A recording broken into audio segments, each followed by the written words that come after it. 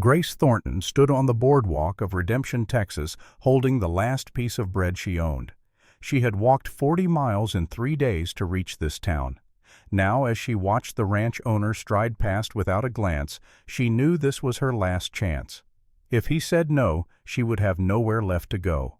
The afternoon sun beat down on Main Street, turning the dust into a shimmering haze. Grace's dress, once a respectable gray cotton, now hung on her frame like a scarecrow's rags. Her boots, held together with wire and determination, left uneven prints in the dirt. She carried a single carpet bag in her left hand and a cloth sack of cooking implements in her right. Everything she owned in the world. The stagecoach that had brought her from the last town pulled away in a cloud of dust, leaving her standing alone, exposed, vulnerable. The town seemed to pause and take notice. Conversations quieted. Eyes turned. Grace felt the weight of their judgment like stones pressing on her chest. She lifted her chin. 4 years of surviving alone had taught her one essential truth: the moment you show weakness, the world devours you. So she stood straight, shoulders back, and let them look. A woman emerged from the general store, her dress a cascade of blue silk that whispered money with every movement. She stopped on the steps, one gloved hand shading her eyes as she studied Grace. Behind her, 2 other women appeared, their faces pinched with curiosity and something darker. Contempt, perhaps, or satisfaction at seeing someone lower than themselves. Grace met their stares without flinching. She had learned to read people during her years of exile. These were women who measured worth by the fineness of fabric and the straightness of seams. They would be the first to condemn and the last to forgive. Grace committed their faces to memory. Know your enemies. That was another lesson the wilderness had taught her. The town of Redemption stretched along a single dirt road. On one side, a saloon with faded red paint and a crooked sign. Beside it, the general store with its false front and covered porch. Further down, a church with a white steeple that seemed to point accusingly at the sky. On the opposite side, a livery stable, a blacksmith's forge, sending up sparks, and at the far end, a marshal's office with iron bars on the windows. Grace noticed the marshal step out onto his porch. He was a thick man with a bull neck and small eyes that assessed her with the cold calculation of a predator. His hand rested on the gun at his hip. Not threatening, not yet, just reminding her that he held the power of law in this place. She turned away from his stare and approached the nearest person, an older man leaning against a hitching post. His face was weathered like old leather, his hands gnarled from decades of work. "Excuse me, sir." Grace kept her voice steady, polite. "Where might I find the Mercer Ranch?" The old man studied her for a long moment. His eyes were not unkind, but they held wariness. "About 5 miles northeast. Follow the main trail past the fork, then take the right path. You will know it by the gate. Iron arch with an M branded into it." "Thank you." Grace nodded and turned to go. "You looking for work?" The old man's question stopped her. "Yes." He glanced past her at the women still watching from the store steps. "Word of advice, miss. This town can be hard on strangers, especially women alone. You keep to yourself and do your work, you might do all right." Grace understood what he was not saying. The women on those steps would already be spinning stories about her, who she was, why she had come, what sins had driven her here. By nightfall, the entire town would have judged and convicted her without a single word spoken in her defense. "I will keep that in mind." She touched the brim of her hat in gratitude. Grace began walking. The weight of her bags cut into her hands, but she ignored the pain. 5 miles. She had walked further on worse days. The sun climbed higher, turning the sky into a bright, merciless blue. Sweat trickled down her spine. Her throat felt like sandpaper, but the canteen at her hip held only a few mouthfuls of water. She would save that for when she truly needed it. As she passed the church, a voice called out, sharp, female, imperious. "You there." "Woman." Grace stopped and turned. The woman in blue silk had descended from the store steps and now stood in front of the church. Up close, she was handsome rather than beautiful. Late 30s, perhaps. Her face had strong bones and intelligent eyes, but there was a hardness around her mouth that spoke of disappointment and bitterness carefully cultivated. "Yes, ma'am." Grace kept her tone neutral. "What brings you to Redemption?" "I am seeking employment." "Employment." The woman's lips curved into something that was not quite a smile. "At the Mercer Ranch, I presume, if they will have me." "And what qualifications do you possess?" Grace felt the trap in the question. Any answer she gave would be judged and found wanting. "I can cook clean-tanned animals, mend clothes, and manage a household. I am honest, hard-working, and I do not gossip." The last part was a deliberate jab. The woman's eyes narrowed slightly. "How refreshing! A paragon of virtue arrives in our humble town. Tell me, Miss—" "Thornton. Grace Thornton. Miss Thornton. Where do you come from, Missouri? And why did you leave Missouri?" Grace met the woman's stare directly. "Personal reasons, ma'am. Nothing that concerns anyone here. Everything concerns us here." The woman took a step closer. "We are a community of God-fearing Christians. We look after our own and protect ourselves from those who might bring shame or scandal to our town." "I have no intention of bringing anything but honest labor, ma'am." "We shall see." The woman smiled now, and it was a predator's expression. "I am Victoria Blackwood. I lead the Church Ladies' Auxiliary and sit on the town council.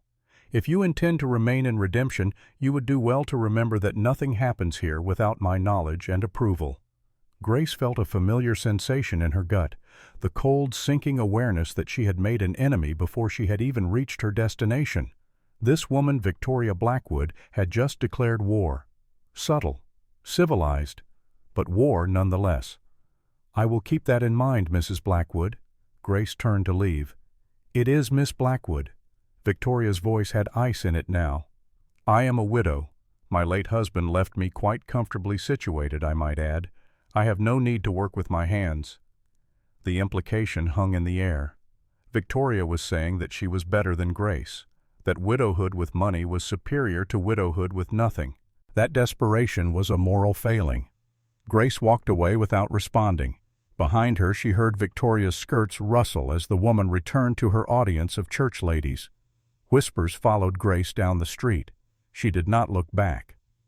The road out of town climbed gradually into rolling hills. The land here was different from Missouri. Drier, harsher. The grass grew in tough, stubborn clumps, and mesquite trees twisted themselves into tortured shapes. But there was a stark beauty to it, an honesty. This land did not pretend to be gentle. It demanded strength, or it killed you. Grace's feet found a rhythm, left, right, left, right. The bags grew heavier with each step. Her shoulders began to ache. Still she kept walking. She had survived 4 years alone in a mountain cabin with winter winds that could kill and wolves that circled her door. She had buried her husband and son with her own hands when the community that should have helped her turned their backs. She had learned to shoot, to trap, to endure. 5 miles was nothing. The sun reached its zenith and began its slow descent. Grace allowed herself 3 small sips of water. The trail forked exactly where the old man had said it would. She took the right path. Within half a mile she saw it. The iron arch spanning the road, the letter M branded into the metalwork. Mercer Ranch. Grace stopped to study what lay before her. The main house was larger than she had expected. 2 stories of solid timber with a wide porch wrapping around the front and side. Smoke rose from a stone chimney. Behind the house, a barn big enough to hold 30 horses. Beyond that, corrals and outbuildings. In the distance, cattle grazed across hills that rolled toward the horizon. This was not just a ranch, this was an empire. Grace felt a moment of doubt. What business did she have here? What could she offer a man who owned all this? But then she remembered the bread in her bag, the single dress in her carpet bag, the 4 years of exile. She had nothing to lose because she had nothing left to lose. She walked through the arch and up the main road toward the house. Men were working in the corrals breaking horses. One of them noticed her and called to the others. Work stopped. 15 pairs of eyes turned to watch her approach. Grace kept walking. She could feel their assessment. She was used to it. A man emerged from the barn, older, perhaps 60. He wore leather chaps and a hat stained with sweat and dust. His face was lined from decades of sun, but his eyes were sharp. He walked toward Grace with the confident stride of someone who knew his worth and his place in the world. He stopped 10 feet away. "Help you, ma'am. I am here to see Mr. Mercer. He is in town. Should be back within the hour." "I will wait." The man studied her for a long moment. "You looking for work?" "Yes, sir." "What kind of work?" "Any kind that pays." "Name is Silas Walker. I am the foreman here." "Grace Thornton." Silas looked past her down the road toward town, then back at her. "You walk all the way from Redemption?" "Yes." "Hot day for walking." It was not a question, but Grace answered anyway. "I have walked in worse heat." Silas almost smiled. "Almost." He gestured toward the house. "You can wait on the porch. Shade there. Pump around the side if you need water." "Thank you, Mr. Walker. Just Silas will do." Grace climbed the porch steps and set down her bags. Her hands were red where the handles had cut into her palms. She flexed her fingers, working feeling back into them. The porch was indeed shady and the air slightly cooler. She found the pump where Silas had indicated and worked the handle until cold water gushed out. She drank deeply, letting it wash away the dust in her throat. When she returned to the porch, she noticed movement at one of the upstairs windows. A small face pressed against the glass. A child. A girl perhaps 6 or 7 years old. Dark hair, pale skin, enormous eyes that watched Grace with solemn intensity. Grace raised her hand in a small wave. The girl did not wave back. She simply stared, then disappeared from the window. Grace sat in one of the rocking chairs on the porch and allowed herself to close her eyes for just a moment. Exhaustion pulled at her like deep water. She had not slept properly in 3 nights. The stagecoach seats were hard, and sleep was dangerous when traveling alone. But now in this brief moment of quiet, she felt herself drifting. She jolted awake at the sound of hoofbeats. A horse and rider came through the arch at a trot. The man sat his horse like he had been born on one, tall, broad across the shoulders. He wore dark pants, a dusty shirt, and a black hat pulled low. As he drew closer, Grace could see his face. Strong jaw, weathered skin eyes that were a startling gray even from a distance. This was Cade Mercer. Grace knew it with absolute certainty. He had the bearing of a man who owned everything he surveyed and accepted it as his natural right. Cade dismounted in a single fluid motion. He handed the reins to a young ranch hand who appeared from the barn, then walked toward the house. He moved like a predator, controlled, efficient, dangerous. He reached the porch steps before he seemed to notice Grace sitting there. He stopped and looked at her. His face revealed nothing. Mr. Mercer. Grace stood smoothing her skirt automatically. "That is me. My name is Grace Thornton. I have come to ask for employment." Cade studied her for a long moment. His eyes took in her worn clothes, her dusty boots, her sun-darkened face. Grace felt exposed under that gaze, but she refused to look away. "I do not need help, Mrs. Thornton." "Miss." Grace corrected automatically, then regretted it. Admitting she was unmarried gave away vulnerability. "You walked from town."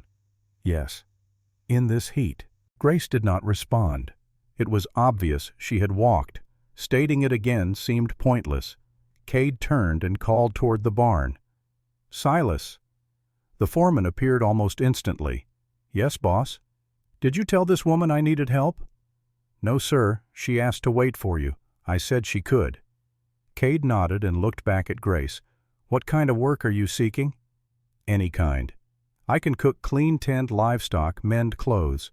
I have experience running a household. I have a housekeeper. Then perhaps your housekeeper needs assistance, or your cook, or your men need someone to do laundry." "Mr. Mercer, I am willing to work hard for fair wages. I do not drink, I do not steal, and I do not cause trouble." Why should I believe that? The question landed like a punch. Grace felt her face heat, but she kept her voice steady. "You should not. You should judge me by my work, not by my words." Something flickered in Cade's eyes. Surprise, perhaps, or respect. "Where are you from, Missouri? Why did you leave?" Grace had prepared herself for this question. She had spent 3 days in the stagecoach rehearsing her answer. Personal tragedy. "Mr. Mercer, I lost my family and found myself unable to remain, running from something, running to something. A new start. Cade was silent for a moment. Then he said, I lost my wife 3 years ago.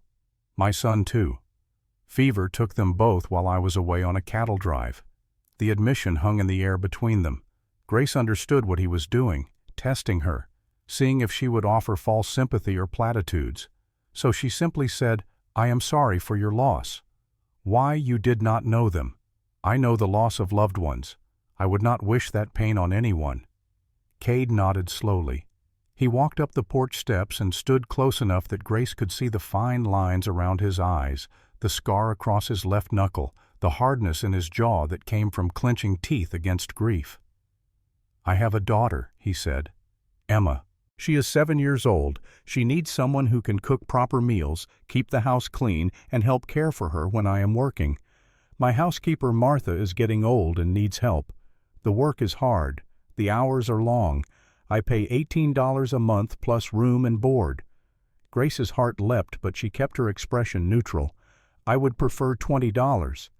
Cade's eyebrows rose. Why? Because I am worth it, Mr. Mercer, and because I have debts to pay. What kind of debts? Grace met his stare. That is my business, not yours. For a long, tense moment, neither spoke. Grace could feel her future balancing on the edge of a knife. Then Cade said, $18. If your work proves satisfactory after 1 month, I will increase it to 20. Grace extended her hand. Deal. Cade took her hand. His grip was firm, calloused warm. They shook once, then he released her. You start tomorrow at dawn. Silas will show you to the bunkhouse where Martha stays. There is an extra room there. Thank you, Mr. Mercer. One more thing, Miss Thornton. Cade's voice dropped lower.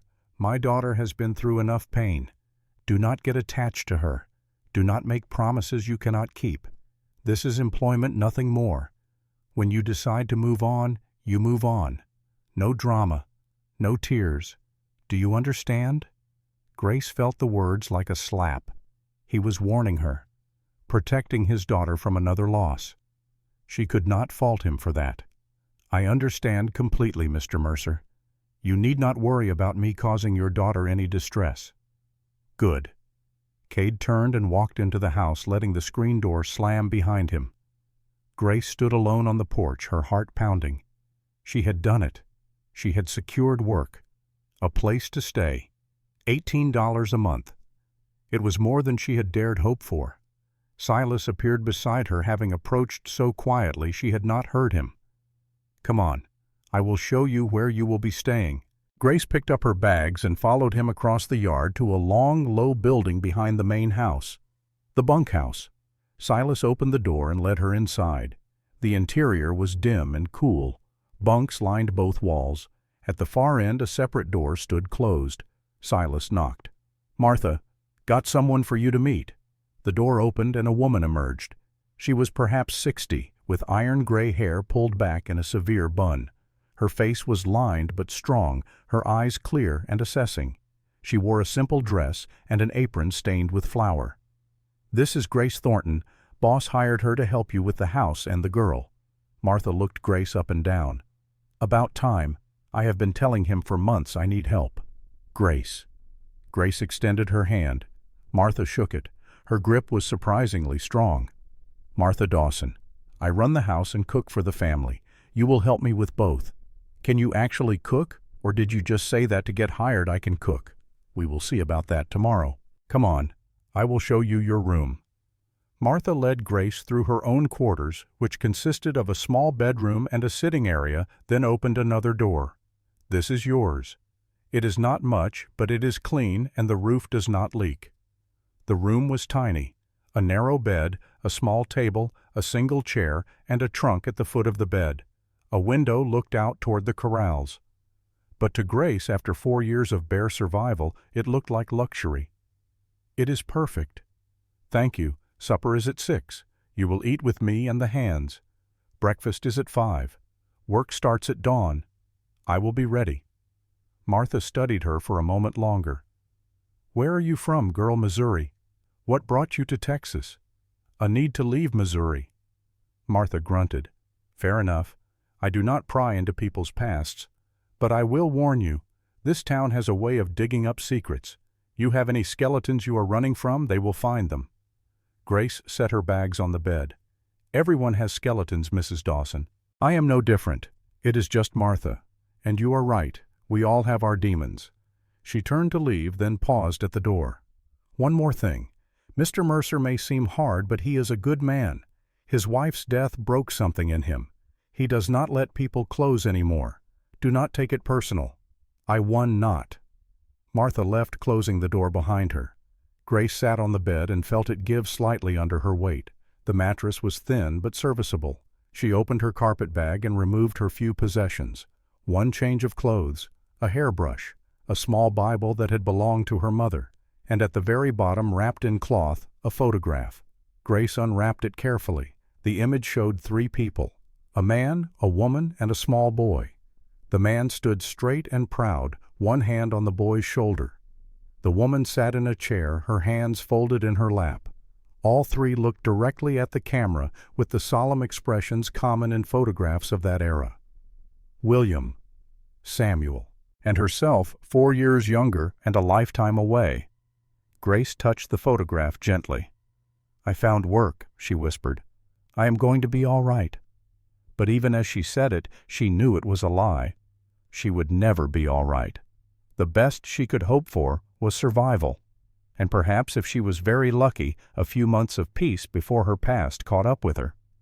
Grace wrapped the photograph again and placed it in the trunk. She lay down on the bed, intending to rest for just a few minutes before supper.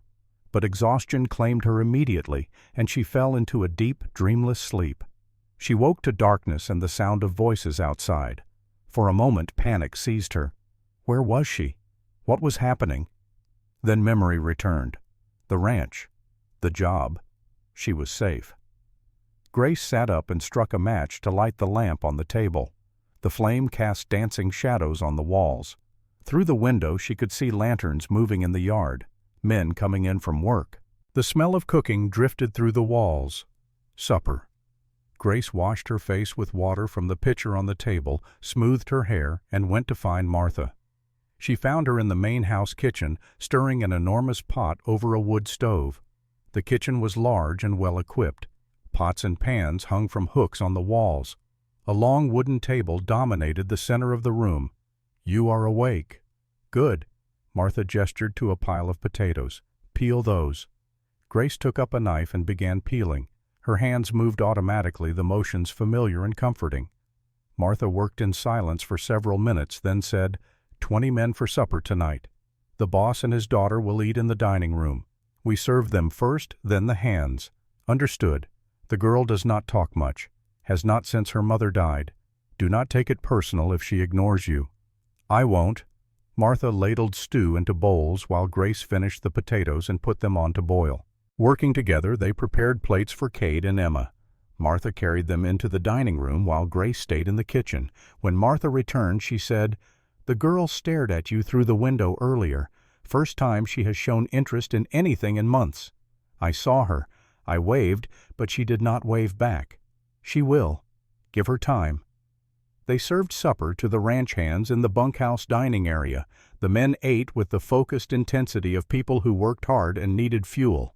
A few glanced at Grace with curiosity, but no one spoke to her. She was too new, too unknown. They would wait and judge her by her work. After supper, Grace helped Martha clean up. By the time they finished, it was nearly 8 o'clock. Grace's body ached from the long day, but it was a good ache, the ache of honest work. She returned to her room and found a small basket on her bed. Inside were a towel, a bar of soap, and a note in Martha's handwriting. "Bathhouse is behind the bunkhouse. Heat your own water." Grace smiled. Small kindnesses meant more than grand gestures. She took the basket and went to find the bathhouse. It was a small structure with a large copper tub and a stove for heating water.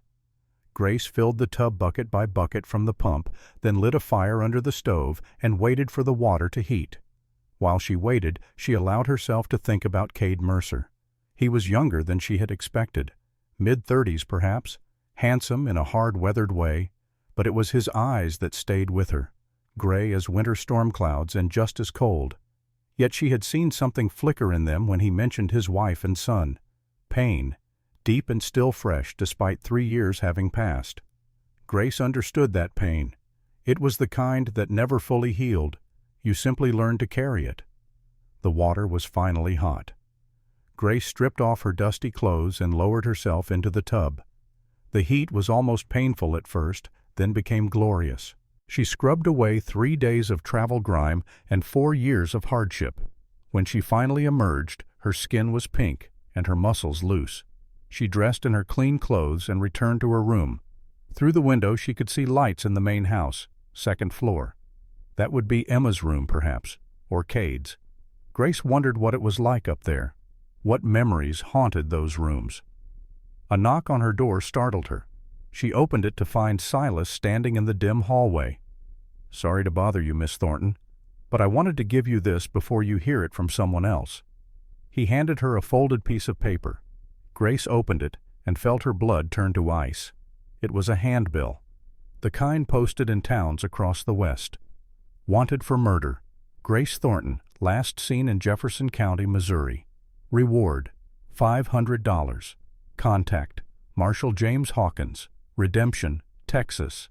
Grace's hands shook. Her vision blurred. This could not be happening. Not here, not now. "Where did you get this?"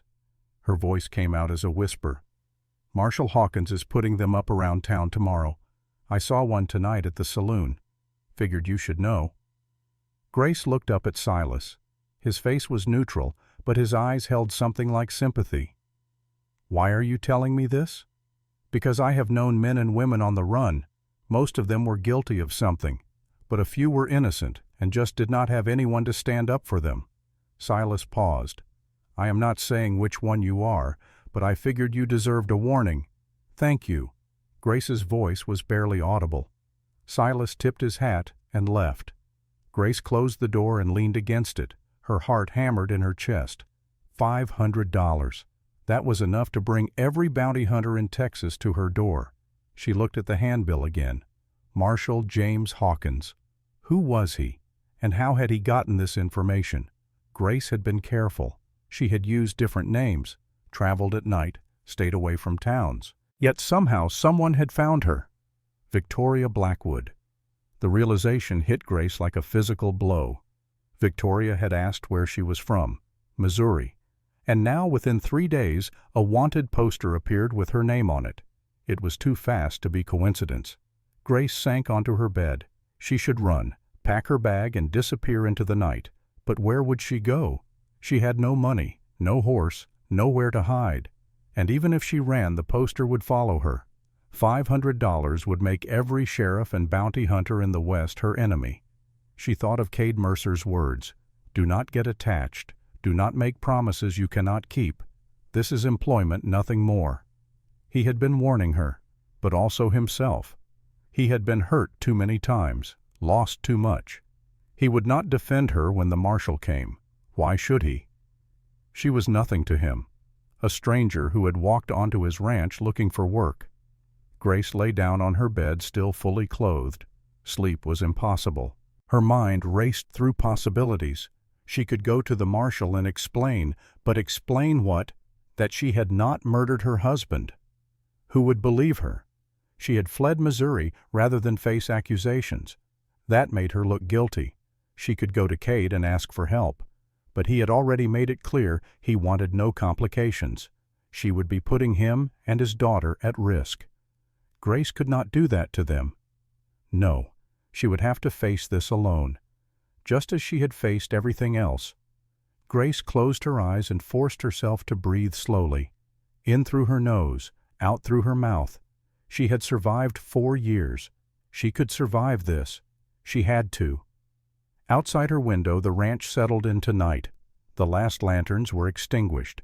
The sounds of men and animals faded. In the distance, a coyote howled. Grace listened to it and thought, "I know how you feel." She must have slept eventually because she woke to the sound of a rooster crowing. Gray dawn light filtered through her window. Her body ached from tension and exhaustion, but she forced herself to rise. If this was to be her last day of freedom, she would work. She would earn her wages honestly, and she would face whatever came with her head held high. Grace dressed quickly and went to the kitchen. Martha was already there kneading dough for biscuits. "Morning?" Martha did not look up from her work. "Morning." Grace washed her hands at the sink. "What can I do?" "Make coffee, then start on the bacon. We feed the hands at 5:30. They worked in companionable silence. Grace made coffee strong and black the way ranch hands preferred it. She fried bacon in an enormous cast-iron skillet. The smell filled the kitchen, rich and savory. Martha finished the biscuits and slid them into the oven. When everything was ready, they carried the food to the bunkhouse dining area. The men filed in, sleepy-eyed and hungry. They filled their plates and ate quickly, needing to get to work. Grace was clearing plates when a small voice said, "You are the new lady." She turned to find Emma standing in the doorway. The girl wore a simple dress and her dark hair was braided. Her face was pale and serious. Too serious for a child. "I am." Grace knelt down to be at eye level. "My name is Grace. I am Emma. It is very nice to meet you, Emma." The girl studied Grace with unnerving intensity. Her eyes were the same gray as her father's. "Are you going to stay?" Grace's throat tightened. "I am going to try." "Everyone leaves." Emma's voice was matter-of-fact. "Mama left. The last housekeeper left. Even Papa leaves sometimes. I am sorry your mama left." Grace chose her words carefully. "But I do not think she wanted to. Sometimes people leave even when they do not want to. She died." Emma's eyes were dry, but her voice carried a world of pain. "Papa said she went to heaven. But I think heaven is just what people say when someone does not come back." Grace felt tears prick her own eyes. She blinked them away. "Your papa is right. Your mama is in heaven. And I bet she watches over you every single day. Do you think so? I know so. Because that is what mamas do. They never stop loving their children, even when they cannot be with them anymore." Emma stared at Grace for a long moment. Then without warning she stepped forward and wrapped her thin arms around Grace's neck. The hug was brief, almost desperate. Then Emma pulled back and ran from the room. Grace stayed kneeling on the floor, stunned. Martha appeared in the doorway, wiping her hands on her apron. "That child has not hugged anyone since her mother died. Not even her father." Grace stood slowly. "I did not mean to upset her." "You did not upset her. You gave her something she has been needing." Martha's voice was gruff but not unkind. "Hope." The rest of the morning passed in a blur of work.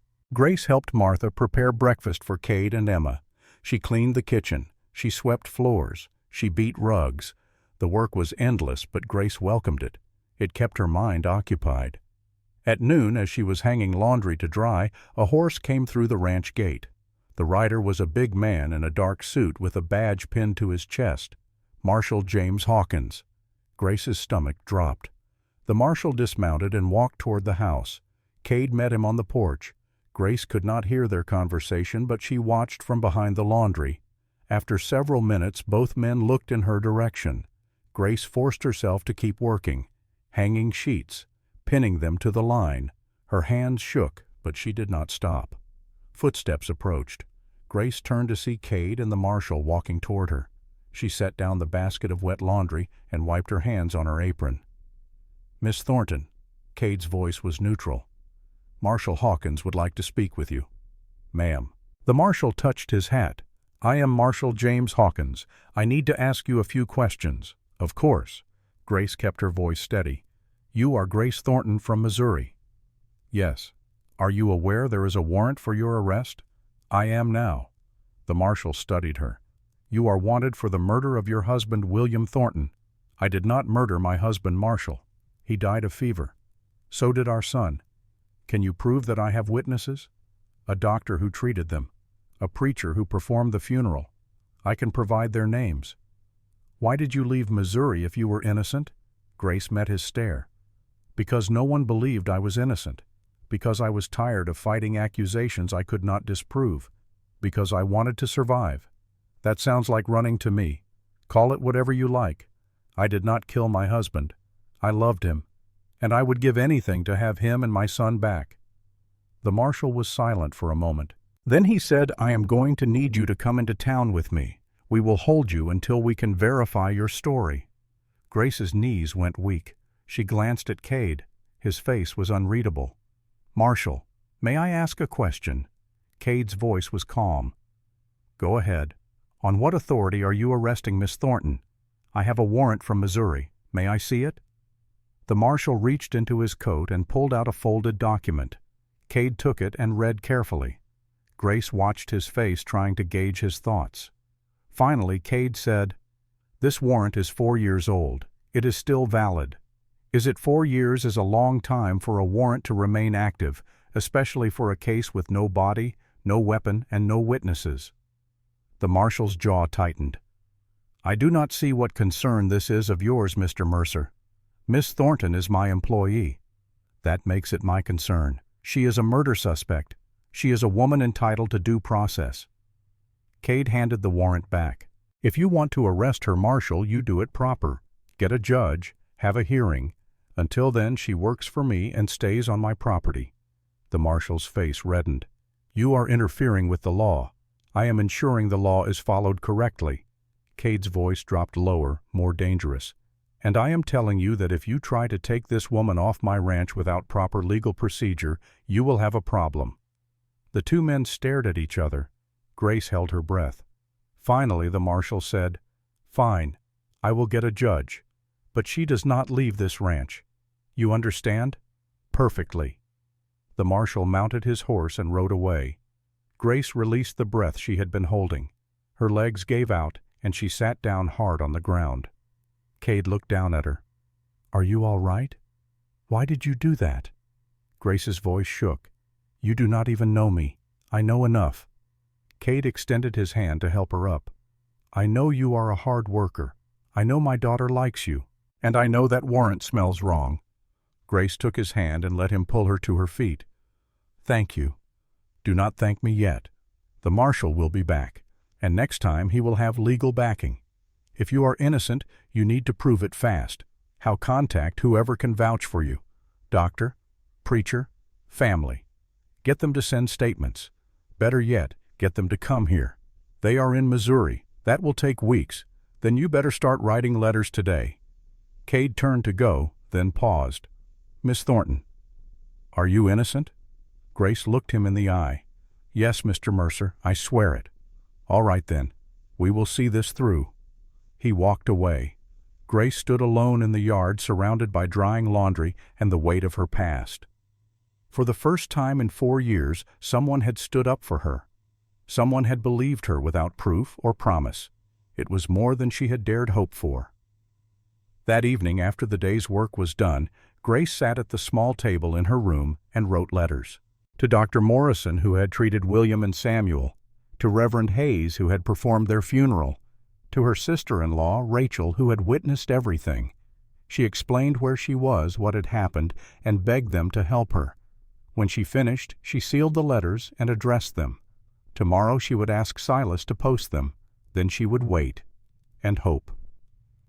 Grace blew out her lamp and lay in the darkness. Through her window she could see stars scattered across the sky like diamonds on black velvet. They were the same stars she had watched from her Missouri cabin, the same stars that had witnessed her grief and her survival. She thought of Cade's question, "Are you innocent?" Yes, she was innocent of murder, but guilty of so much else. Guilty of surviving when her family had died, guilty of running instead of fighting, guilty of being weak when she should have been strong. Grace closed her eyes and whispered into the darkness, "William, Samuel, I am still here. I am still fighting. Help me be strong enough." No answer came, but somewhere in the night a breeze rustled the curtains at her window. And for just a moment, Grace imagined she felt her husband's hand on her shoulder and her son's small arms around her waist. Then the moment passed, and she was alone again. But the memory of it sustained her. She would face the marshal. She would face the town. She would face whatever came next, because that was what survivors did. They endured. The letters were posted on Monday. By Wednesday, the entire town knew about Grace Thornton and the murder charge. By Friday, Cade Mercer had been summoned to appear before the town council. Grace learned this from Martha, who heard it from one of the ranch hands who had been in town for supplies. The council wanted answers. They wanted to know why Cade was harboring a suspected murderess. They wanted her removed from the ranch and placed in custody pending trial. Cade said nothing about the summons to Grace. He simply continued his work as if nothing had changed. He rose before dawn, worked until dark, and spoke only when necessary. But Grace noticed small things: the way his jaw tightened when riders approached the ranch, the way his hand rested on his gun when strangers appeared. He was preparing for a fight. Grace threw herself into work with desperate intensity. If these were to be her last days of freedom, she would earn them. She rose at 4 each morning and worked until her body screamed for rest. She cooked meals that made the ranch hands groan with satisfaction. She cleaned the main house until every surface gleamed. She mended clothes, tended the vegetable garden, and helped Martha with the endless tasks that kept a ranch running. Emma watched her constantly. The child appeared wherever Grace worked, silent and observant. At first, Grace tried to maintain the distance Cade had demanded, but Emma's loneliness was too profound to ignore. So Grace began talking to her as she worked. Nothing profound, just simple observations about the weather, the horses, the way bread dough felt beneath your hands. Emma never responded with more than a nod or a small smile, but she stayed close. And that, Grace realized, was its own form of conversation. On Thursday afternoon, Cade announced they would be taking 50 head of cattle to Fort Worth, a 3-day journey. They would leave Friday at dawn.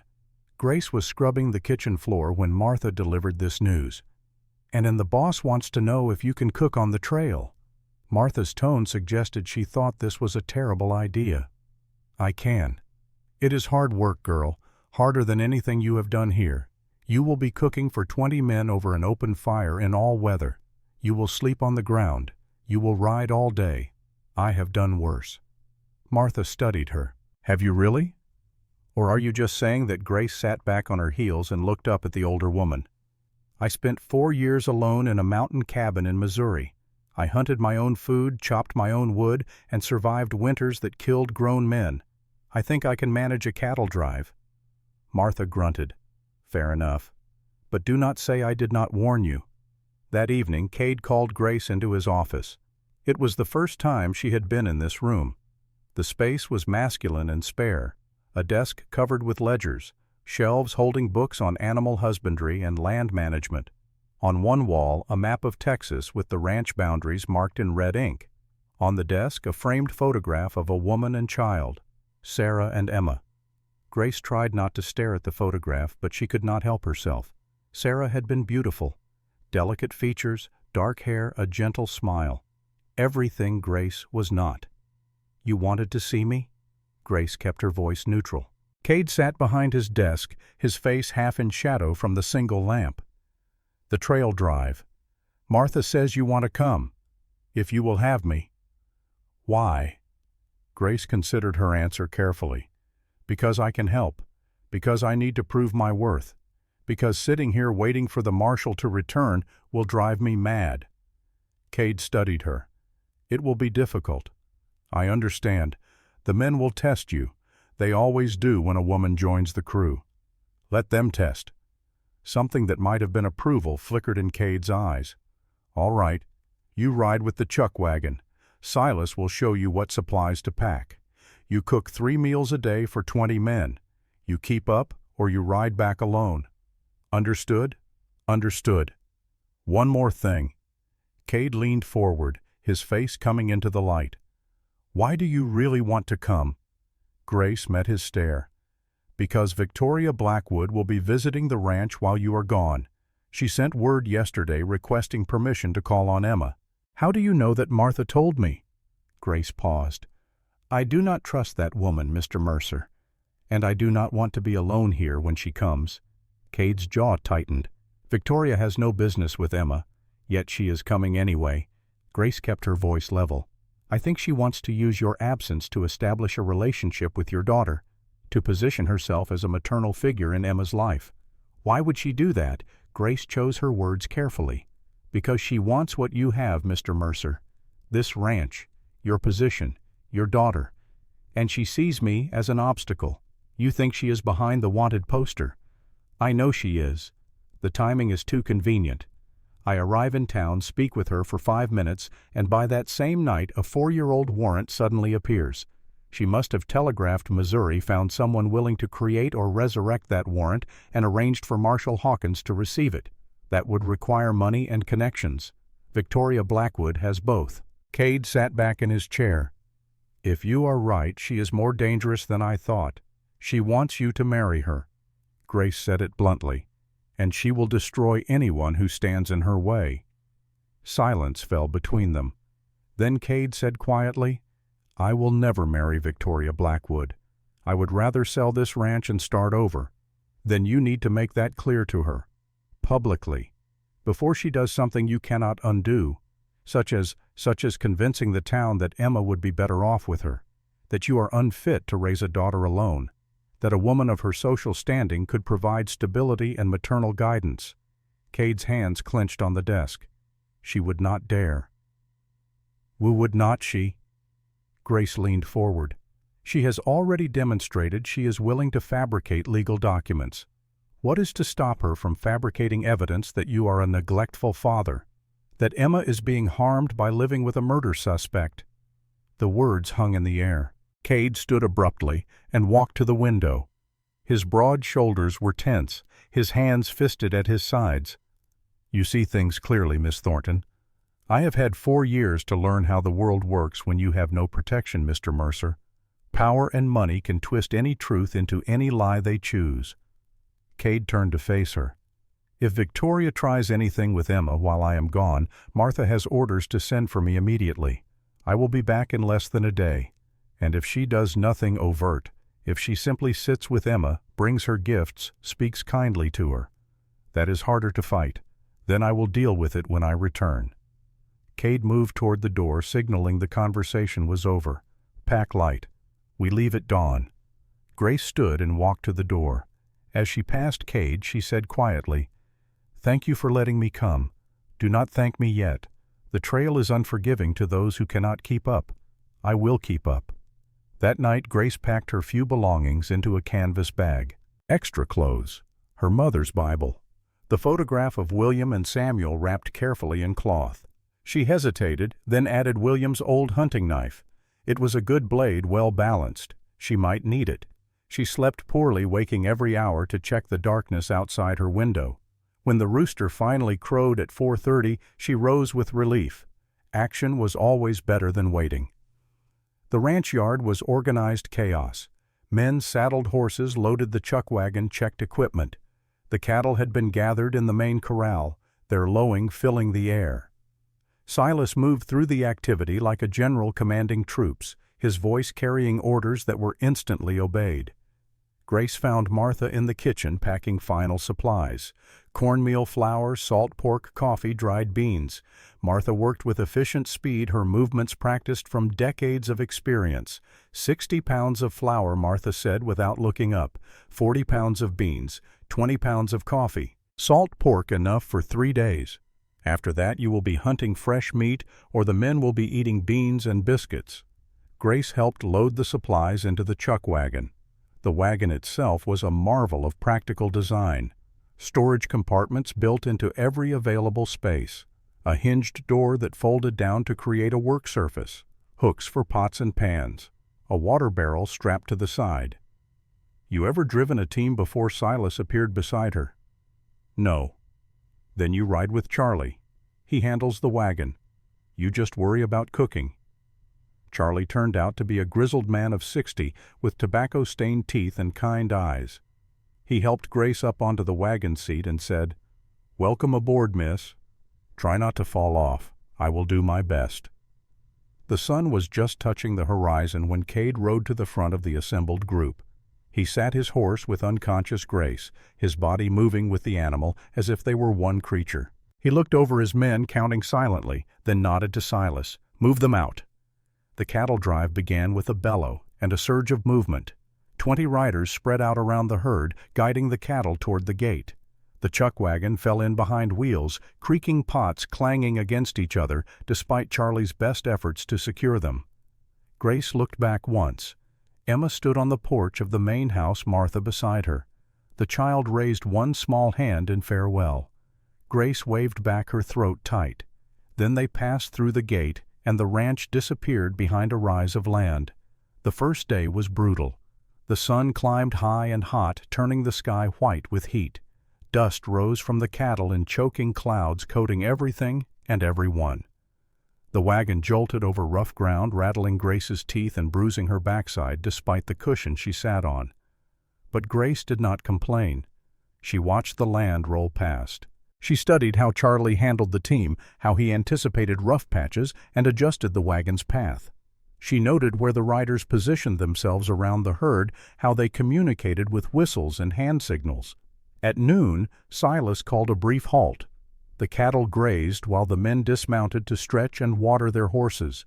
Grace climbed down from the wagon and began unpacking supplies for the midday meal. She worked quickly, building a small fire, heating beans and salt pork in a cast-iron pot. She made coffee strong enough to strip paint and sliced thick pieces of cornbread Martha had baked that morning. It was simple food, but there was plenty of it. The men filled their plates and ate standing, too tired to sit. One of them, a young cowboy with red hair and a cocky smile, approached Grace. "Name's Daniel Riley, ma'am. That is some good grub." "Thank you, Mr. Riley." "Just Daniel. We do not stand on formality out here." He studied her openly. "You do not look like much, if you do not mind me saying, but you can cook. I will take that as a compliment." It was meant as one. Daniel grinned. "Most women cannot hack it on a trail drive. Too soft. But you seem like you got sand. I have survived worse than this." "Have you?" Now Daniel's tone suggested he did not believe her. "Well, we will see. Trail gets harder from here." Grace met his challenge with a level stare. "Then I suppose we will both find out what I am made of." Daniel laughed and walked away. But Grace noticed several other men had been listening. They exchanged glances. Testing her was going to be a group activity. They rode until twilight, covering 15 miles. When Silas finally called halt for the night, Grace was so stiff she could barely climb down from the wagon. But she forced herself to move to start the evening fire to begin preparing supper. Charlie helped her. He showed her how to arrange rocks for wind protection, how to hang the Dutch oven over coals for even heating. Grace absorbed everything, filing it away for future use. She made stew with salt pork beans and wild onions Charlie had gathered during a brief stop. She baked biscuits in the Dutch oven and made another pot of coffee. By the time she called the men to eat, she was swaying with exhaustion. Cade was the last to approach the fire. He had been riding point all day, keeping the herd moving in the right direction. Dust coated his face and clothes. His eyes were red-rimmed from squinting into the sun. "How are you holding up?" He accepted a plate from Grace. "Well enough. That was quite a ride for your first day." It was adequate. Cade almost smiled. "Adequate. Most women would be crying by now." "I am not most women, Mr. Mercer." "No." His gray eyes studied her in the firelight. "You certainly are not." After the men had eaten and settled for the night, Grace cleaned the dishes with sand and water, scrubbing each pot and pan until they gleamed. Then she spread her bedroll near the wagon, wrapped herself in a blanket, and lay staring up at the stars. The ground was hard. The night air was cold. Somewhere in the darkness, coyotes howled. But Grace felt more at peace than she had in weeks. Out here there were no pretenses, no social hierarchies, just work and survival. She understood this world. She was nearly asleep when she heard footsteps. She opened her eyes to see Cade standing a few feet away, a blanket draped over his arm. "Gets cold at night." He dropped the blanket beside her. "Extra in case you need it." "Thank you." He started to walk away, then paused. "Miss Thornton, you did well today." Grace sat up. "Why does that surprise you?" "It does not." Cade's voice was quiet. "But it impresses me. There is a difference." He walked back to his own bedroll before Grace could respond. She lay back down, pulling the extra blanket over herself. It smelled of wood smoke and leather and something uniquely Cade. She breathed it in and felt for the first time in 4 years not quite so alone. The second day was harder. Her muscles screamed from yesterday's ride. Her hands were blistered from the rough work. But Grace ignored the pain and climbed back onto the wagon. They made good time covering another 15 miles by mid-afternoon. The landscape changed as they traveled, becoming more rugged. Hills gave way to rocky canyons and dry creek beds. The temperature climbed into the 90s. Grace prepared the noon meal in the shade of a massive cottonwood tree. As the men ate, she noticed a rider approaching from the east, a stranger. The men noticed too. Conversation died. Hands moved closer to guns. Silas rode out to meet the stranger. They spoke for several minutes, then Silas gestured for the man to approach the camp. As he drew closer, Grace saw he was young, perhaps 25, with nervous eyes and a gun worn low on his hip. "Says his name is Dalton Kane," Silas announced. "Claims he is looking for work. Said he heard we might need an extra hand." Cade stood and walked toward Kane. "We are not hiring." Kane smiled. It was not a pleasant expression. "I was not really asking for work, Mr. Mercer. I was sent to deliver a message." "From whom?" "From interested parties." Kane's hand rested on his gun. "They would like to make you an offer for your ranch, $5,000. Fair price." "Not interested." "That is disappointing." Kane looked around at the assembled men. "See, the thing is, these interested parties are not really asking. They are telling. You sell or things get difficult." "Is that a threat?" Kane shrugged. "Call it what you like. You have 1 week to consider. After that, well, accidents happen. Cattle get stolen, barns burn, people get hurt." Cade's hand moved to his rifle. His voice dropped to ice. "You tell your employer that if anyone touches my ranch, my cattle, or my family, there won't be enough left of them to bury. Now get off my land before I decide you're trespassing with intent to harm." The air crackled with tension. Every ranch hand stood now ready to draw, but they were outnumbered by Kane and 4 other men who appeared from the rocks above the canyon. Kane smiled again. "Just wanted to make sure you understood the situation, Mr. Mercer. 1 week. He turned his horse and rode away, his companions following. No one moved until they disappeared over the ridge. Silas spat into the dirt. That was interesting. The air crackled with tension. Every ranch hand stood now ready to draw, but they were outnumbered by Kane and 4 other men who appeared from the rocks above the canyon. Kane smiled again. "Just wanted to make sure you understood the situation, Mr. Mercer. 1 week. He turned his horse and rode away, his companions following. No one moved until they disappeared over the ridge. Silas spat into the dirt. That was interesting. As they prepared to leave, Grace approached Cade. Who were those men? Hired guns. Cade checked his rifle. "Someone wants my ranch badly enough to threaten violence for it." "Victoria Blackwood." Cade met her eyes. "Maybe. Or maybe someone else. Land-hungry ranchers are common in Texas. But the timing is suspicious." They rode through the afternoon in tense silence. Every man scanned the surrounding terrain, watching for another ambush. But none came. As evening approached, Silas led them to a sheltered canyon with good grass and water. Grace set up camp while the men tended the cattle. She was building the fire when Emma's face suddenly filled her mind. The child alone at the ranch with only Martha for protection. If Victoria was behind the threats, what else might she do, Mr. Mercer? Grace found Cade unsaddling his horse. "Emma." Cade's hands stilled on the saddle. "What about her? If these men are willing to threaten you here, what is to stop them from going to the ranch?" "Martha is there. And 2 hands I left to guard the property." Against how many? Cade's jaw clenched. "I will send a rider back tonight. Tell them to be on alert. That might not be enough." "What do you suggest?" Grace took a breath. "Let me go back. I can ride through the night, reach the ranch by dawn. Add another pair of eyes, another gun. You are needed here to cook. Any of these men can heat beans and make coffee, but Emma needs someone who will protect her with their life." Grace met his stare. "And we both know Victoria's real target is not you, Mr. Mercer. It is your daughter. Control Emma, and she controls you." Cade was silent for a long moment. Then he called out Daniel. The young cowboy jogged over. "Sir, you are taking Miss Thornton back to the ranch. Tonight. Both of you ride armed and ride fast." Daniel's eyebrows rose. "Sir, that is an order." "Yes, sir. Daniel looked at Grace with new respect. "Can you ride, ma'am, well enough? Then we leave in an hour, soon as the horses rest." Grace returned to the chuck wagon and gathered her belongings. Charlie watched her pack with sad eyes. "You are a good cook, Miss Grace. Best we have had on a drive in years." "Thank you, Charlie." Grace smiled. "But I think I am needed elsewhere. That girl back at the ranch, she is lucky to have someone willing to fight for her. I am not fighting for her." Grace picked up her bag.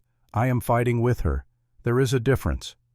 An hour later, Grace sat on a borrowed horse, her bag tied behind the saddle, William's knife strapped to her belt. Daniel checked his rifle and revolver, then nodded to Cade. "We will have her back safe, boss. See that you do." Cade looked up at Grace. "Thank you for doing this. I have not done anything yet. You left the safety of the group to ride into potential danger. That is enough." Cade paused. "Be careful." Grace wanted to say something meaningful, something that would capture the strange connection growing between them, but Daniel was already turning his horse toward the trail, so she simply nodded and followed. They rode through the night under a half-moon. The landscape was silver and shadow beautiful and treacherous. Daniel set a fast pace, but not reckless. He was young, but he knew his work. Around midnight they stopped to rest the horses and drink from their canteens. Daniel studied Grace in the moonlight. "You are not what I expected when I heard the boss hired a woman. What did you expect? Someone soft. Someone who would complain and cry and make everything harder." He grinned. "But you got grit, Miss Grace. I will give you that. High praise from a cowboy." Daniel laughed. "You know the boys were saying you are wanted for murder back in Missouri. That true?" "Yes." "Did you do it?" Grace met his eyes. "What do you think Daniel considered?" "I think if you killed someone, they probably deserved it." He stood and gathered the reins. "Come on, we got another 15 miles before dawn." They reached the ranch as the sun touched the horizon. The gate stood open, which was wrong. Martha always closed it at night. Grace's heart began to pound. Daniel drew his rifle. "Stay behind me." They rode through the gate at a trot. The ranch yard was quiet. Too quiet. No smoke from the kitchen chimney. No sounds of morning work beginning. Daniel gestured for Grace to stop, then dismounted and moved toward the main house on foot. Grace followed, knife in hand. Daniel tried the front door. Locked. He moved around the side, Grace right behind him. They found Martha on the back porch, tied to a chair, a gag in her mouth. Daniel cut her free while Grace removed the gag. Martha gasped and coughed. "Emma." Martha croaked. They took Emma. Grace's blood turned to ice. "Who Victoria Blackwood and that marshal? They came last night with papers. Said they had a court order giving Victoria temporary custody. Said you murdered someone and the boss was harboring a criminal and Emma was in danger. Where are the hands I left?" Daniel's face was grim. "Knocked out. Locked in the barn." Grace was already running toward the barn. She found the two ranch hands tied and dazed but alive. Daniel freed them while Grace ran back to Martha. "How long ago?" 2 hours, maybe." They took the road toward town. Grace ran to her horse and swung into the saddle. Daniel grabbed her reins. "Wait. We cannot just charge into town. They have the marshal and the law on their side. Then we make new law." Grace jerked the reins free. "That child is terrified. She is with a woman she does not trust and a corrupt marshal who helped fabricate charges against me. Every minute we wait is another minute Emma thinks she has been abandoned." Daniel hesitated, then made his decision. "All right. But we do this smart. We get help. From whom my father owns the ranch next to this one. He has got 30 men, and he owes Cade Mercer his life. We ride there first, gather a force, then we go to town with enough backing that even a corrupt marshal will think twice. How long will that take?" "An hour there, 30 minutes to explain. Then we ride to town, 2 hours total. Emma might not have 2 hours. She has got no choice." Daniel's young face was set. "Neither do we. One woman and one cowboy against a town. That is suicide, not rescue." Grace wanted to argue. Every instinct screamed at her to ride immediately, but Daniel was right. Charging in without a plan would get them both killed and would not save Emma. "All right, we go to your father, but we ride fast." They thundered out of the ranch yard, leaving Martha to free the remaining hands and secure the property. The sun climbed higher as they raced across open country. Grace pushed her horse hard, harder than she should have. But the image of Emma's face, frightened and abandoned, drove her forward. Daniel's family ranch appeared over a rise. It was smaller than Mercer Ranch, but well maintained. Daniel rode straight to the main house and dismounted at a run. "Pa," he burst through the front door. "Pa, I need help." A man emerged from the back of the house. He was an older version of Daniel with gray hair and a weathered face. He took one look at his son's expression and said, "What happened?" "They took Emma Mercer. Victoria Blackwood got some fake court order and the marshal helped her. Mr. Mercer is on a cattle drive. We need men to get her back." Daniel's father did not hesitate. "Jake," he called out. "Samuel, get everyone who can ride. Tell them to come armed." Within 20 minutes they had assembled 25 men. Daniel quickly explained the situation. When he mentioned Victoria Blackwood's name, several men spat into the dirt. "That woman has been a plague on this county for years," one man growled. "About time someone called her out." Daniel's father mounted his horse. "We ride to town. We surround the marshal's office. We demand he show us his legal authority to take that child. If he can produce legitimate papers, we argue in court. If he cannot, we take Emma back by force. Everyone clear?" The men nodded. Grace felt a surge of gratitude. These were Texans.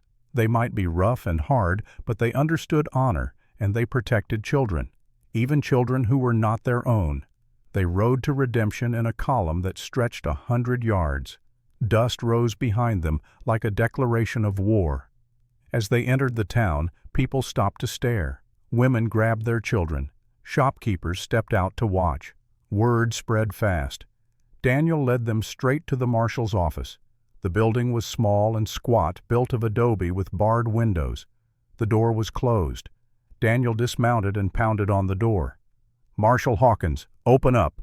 No response. Daniel pounded again. "I know you are in there. We are here for Emma Mercer." The door opened a crack. Marshal Hawkins peered out, his face pale.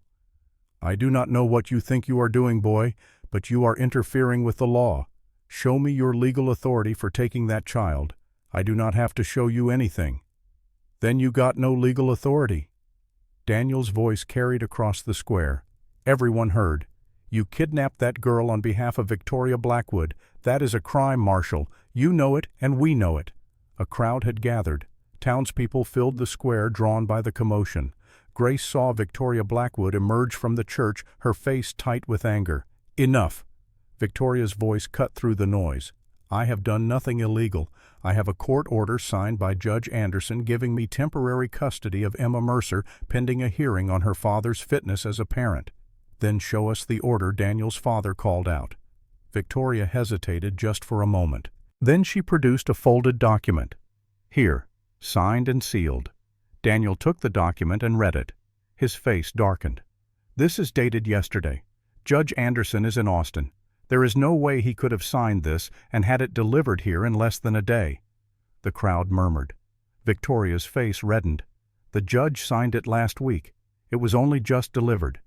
Daniel handed the paper to his father, who examined it closely. "This seal looks wrong, and this signature does not match Anderson's hand. I have seen his signature dozens of times. You are calling me a liar. I am calling you a forger." Daniel's father faced the crowd. "Victoria Blackwood fabricated this document to steal Emma Mercer. She is using a corrupt marshal to enforce illegal papers. That is kidnapping." The crowd's murmur grew louder. Angry, Grace saw the tide turning against Victoria. But the woman was not finished. Victoria turned to the marshal. "These men are threatening an officer of the law. Arrest them." Hawkins looked at the crowd, then at the armed men surrounding his office. He made a calculation. He was outnumbered and outgunned. Arresting anyone now would start a war he could not win. "I think we should wait for Judge Anderson to arrive and settle this proper," he said carefully. "A coward's answer." Daniel's father dismounted and walked to the door. "Where is the girl inside?" "Safe." "Then let us see her. If she is safe and unharmed, we will wait for the judge. If she is not, you will answer for it." Hawkins opened the door wider. The crowd surged forward. Daniel's father gestured for Grace to follow him inside. The marshal's office was dim and cramped. A desk, 2 chairs, a gun rack on the wall. A door at the back led to the cells. Hawkins unlocked it and led them through. Emma sat on a narrow cot in the first cell. Her face was streaked with tears, her small body rigid with fear. When she saw Grace, she leaped up and ran to the bars. "Grace." The child's voice broke. "Grace, please. I want Papa. I want to go home." Grace knelt by the bars and reached through to take Emma's hands. "I know, sweetheart. I know. We are going to take you home.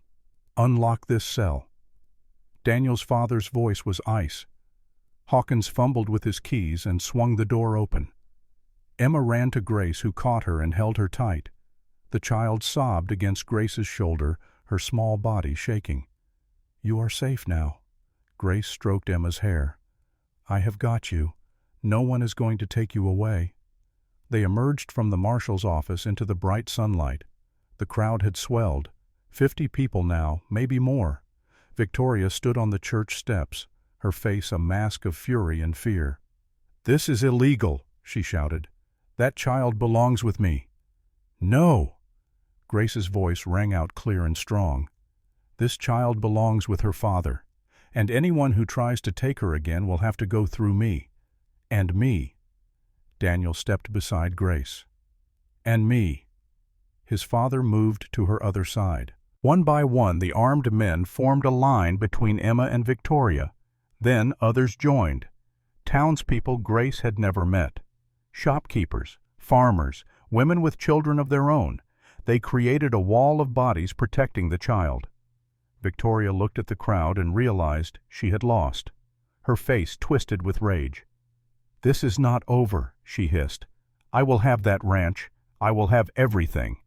She spun and stalked away, her skirts whipping around her legs. Marshal Hawkins stood in his doorway, uncertain what to do. Daniel's father turned to him. "I suggest you start looking for a new job, Marshal, because when Mr. Mercer returns and learns what you did, your badge will not protect you." The crowd dispersed slowly. People came up to Grace, introduced themselves, offered support. The cafe owner, Rebecca Foster, appeared with a basket of food. For the child. She pressed it into Grace's hands. "And for you. You did a brave thing today. I just did what was right." Rebecca smiled. "That is what brave means, dear." Grace carried Emma to the borrowed horse. Daniel helped them both up, then mounted his own horse. They rode back to Mercer Ranch, surrounded by an escort of armed men who would not leave until Cade returned. At the ranch, Martha had prepared Emma's room. The child was bathed, fed, and put to bed. But she would not let go of Grace's hand. "Stay." Emma's eyes were huge. "Please stay. I am scared. I am staying right here." Grace settled into a chair beside the bed. "I promise. What if they come back?" "They won't." Grace smoothed Emma's hair. "Too many people know now. Too many people saw what Victoria did. She cannot try again without everyone in the county knowing she is a kidnapper. But what if they hurt Papa?" Grace felt a chill. She had been so focused on rescuing Emma that she had not considered the bigger picture. Kane and his men had threatened Cade. Victoria had tried to steal Emma. These were coordinated attacks designed to destroy Cade's life piece by piece. "We need to warn him." Grace stood. "Martha, stay with Emma." She found Daniel outside. "We need to send riders to find Mr. Mercer. Warn him about Kane." "Already done. Pa sent 4 men an hour ago. They will catch up to the cattle drive by morning." "Good." Grace looked toward the horizon where the sun was setting. "Then we wait." The summons arrived the next morning, all 4 of them. And behind them, moving at a fast trot, came Cade Mercer and his entire crew. They had left the cattle with drovers and ridden back at a pace that had nearly killed the horses. Cade dismounted before his horse fully stopped. Emma ran from the porch, and he caught her, swinging her up into his arms. The child burst into tears, clinging to her father's neck. "I thought they took you away forever," Emma sobbed. "I thought you left me like Mama did." "Never." Cade's voice was rough. "I will never leave you. Never." He carried her into the house, still holding her tight. Grace stood on the porch and watched them go. She felt a strange emptiness. Her part was done. She had protected Emma. Now Cade was home and Grace was no longer needed. She turned to go back to her room, but Silas stopped her. "Boss wants to see you. In his office. In an hour." Grace nodded and went to wash and change. When she knocked on Cade's office door an hour later, her heart was pounding. "Come in." Cade stood by the window, his back to her. He still wore his dusty trail clothes. His shoulders were tense. "Mr. Mercer." Grace closed the door behind her. "I heard what you did." Cade's voice was quiet. "You risked your life to save Emma. I did what anyone would have done." "No." Cade turned to face her. His eyes were red, whether from exhaustion or emotion she could not tell. "You did what a mother would do. You protected my daughter when I could not." Grace's throat tightened. "She is a good child. She deserves to be safe." Cade walked toward her until they stood only a few feet apart. "You were right. About Victoria. About everything. She is after the ranch, and she will use Emma to get it. What will you do?" "First, I am going to get that marshal removed from office. He helped kidnap a child. That is a crime regardless of whose pocket he is in. Then I am going to make it very clear to Victoria Blackwood that if she ever comes near my daughter again, she will regret it. And Kane is a hired gun. Without money to pay him, he will move on. The real enemy is Victoria. Cut off the head, and the body dies." Grace nodded. "Then you have a plan." "I have a plan." Cade paused. "Miss Thornton." "Grace, I need to ask you something." "Yes." "Why did you come back?" "You were safer on the trail. Coming back put you in danger from both Victoria and the marshal. You could have been arrested. Why risk that?" Grace met his eyes. "Because Emma needed someone. And because—" She stopped searching for the right words. "Because I know what it is like to be alone and afraid. I could not let her feel that way if I could prevent it." Cade was silent for a long moment. Then he said, "The letters you sent to Missouri, have you received any response?" "Not yet. It has only been 2 weeks. It will take time. What if they do not respond? What if they cannot help? Then I will face whatever comes. You might hang for a crime you did not commit." Grace felt the weight of that truth. "I know. I will not let that happen." The words hit Grace like a physical force. She stared at Cade. "Why would you risk yourself for me? Because you risked yourself for Emma. Because you are innocent. Because—" Cade stopped, jaw tightening. "Because this ranch, this county needs more people like you and fewer people like Victoria Blackwood. That is not enough reason to put yourself in danger. Maybe not. But it is my reason." Cade moved closer. "I have been dead inside for 3 years, Grace, going through the motions. Working, eating, sleeping, but not really living. And then you walked onto my ranch, and everything changed. Mr. Mercer." "Cade. My name is Cade." Grace's heart hammered. "Cade, I am still accused of murder. I am still facing trial. I am not free to—" "I know. I am not asking for anything. I am just telling you the truth. You matter. To Emma. To this ranch. To me. And I will do whatever it takes to keep you safe." Grace wanted to say so many things, that she felt the same pull toward him, that every time he looked at her something inside her came alive again, that the thought of building a life here with him and Emma was the first dream she had allowed herself in 4 years. But she could not say any of it, not with a noose still hanging over her future, so she simply said, "Thank you." Cade nodded. He stepped back, restoring proper distance. "Get some rest. Tomorrow we go into town and deal with Victoria once and for all." Grace left the office and walked back to her room. Her mind spun with everything that had happened. Victoria's attack, Emma's kidnapping, the town rallying to their defense, Cade's words, "You matter." Grace sat on her bed and pulled out the photograph of William and Samuel. She looked at their faces frozen forever in that moment of posed happiness. "I think I might be falling in love with him," she whispered. "Is that wrong? Am I betraying you?" No answer came, but as Grace lay down to sleep, she imagined William's voice in her mind. "Live, Grace. That is all I ever wanted for you. live. And for the first time she thought she might actually be able to do that. The summons came 3 days later. Judge Harrison Morrison would arrive in Redemption on Friday to hear the case against Grace Thornton. The charge was murder. The penalty if convicted was death by hanging. Grace received the news with outward calm. Inside terror clawed at her chest. She had sent letters. She had hoped for responses. But hope was a luxury she could no longer afford. The trial would proceed with or without witnesses to defend her. Cade read the summons in his office, his face carved from stone. Then we prepare. How does one prepare for a trial when the deck is already stacked by stacking it back in our favor? Cade stood and moved to his desk. He pulled out a ledger and began writing. We need character witnesses, people who can testify to your integrity, your work, your character. Who would do that? I have been here less than a month, more people than you think. Cade continued writing. Martha, Silas, Daniel and his father, Rebecca Foster from the cafe. Half the people who stood up for Emma are willing to stand up for you. Victoria will paint them all as friends protecting a criminal. Then we bring in people who do not know you. Cade looked up. The traveling preacher who passed through last week. He spoke with you for an hour about Scripture. The doctor who treated your blistered hands after the trail drive. The merchant who sold you fabric and remarked on your honest dealings. Grace felt a flicker of hope. You have been gathering evidence. I told you. I will not let you hang for something you did not do.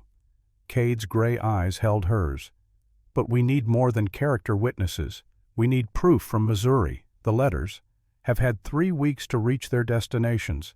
Responses could arrive any day, but we cannot count on that. Cade tapped his pen on the desk. So we go on the offensive. How we prove Victoria Blackwood fabricated the warrant. We show the judge that she has been conspiring with Marshall Hawkins to destroy both of us. We turn the trial from your defense into her prosecution. That is risky. Everything worth doing is risky. Cade stood. Tomorrow we ride to the county seat. There are records there, legal documents, paper trails. If Victoria bribed Hawkins, if she forged documents, if she pulled strings to resurrect a dead warrant, there will be evidence. What if there is not? Then we fight anyway. Cade's voice was steel. Because that is what you do when your back is against the wall. You fight. That night Grace could not sleep. She lay in her narrow bed and watched moonlight paint shadows on the walls. In 2 days, she would stand before a judge and argue for her life. The irony was not lost on her. 4 years ago, she had wanted to die, had begged God to take her. Now, facing that very real possibility, she discovered she wanted desperately to live. She thought of Emma sleeping peacefully in the main house.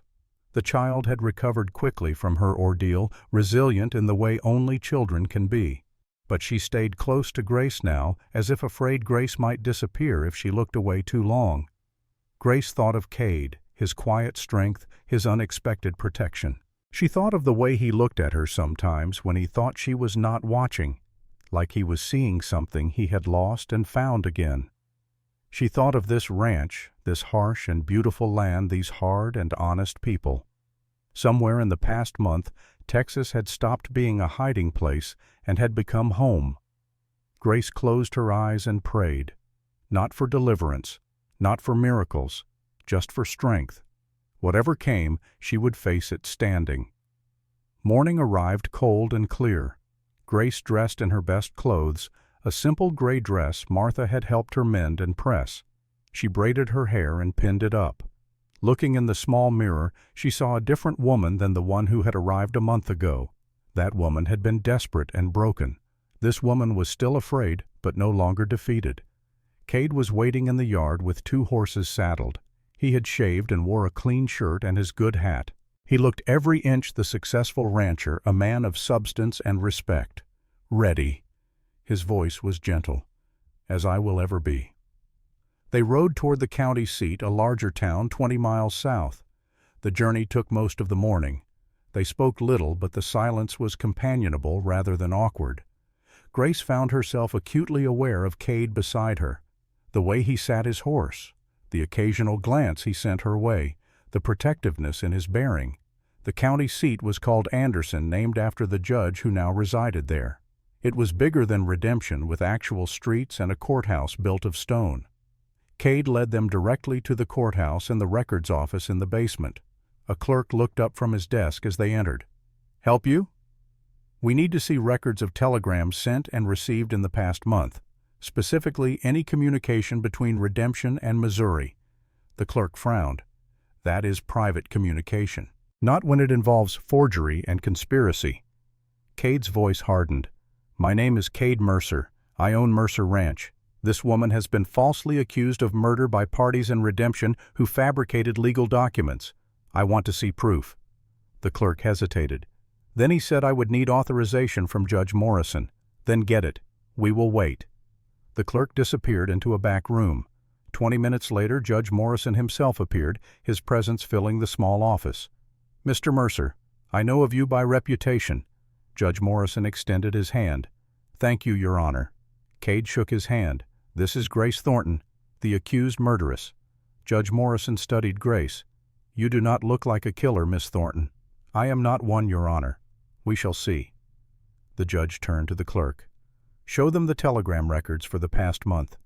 Any communications between Redemption and points east." The clerk produced a large ledger. Cade opened it and began reading, his finger tracing down the columns of dates and messages.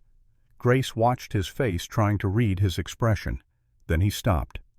"Here." Cade pointed to an entry.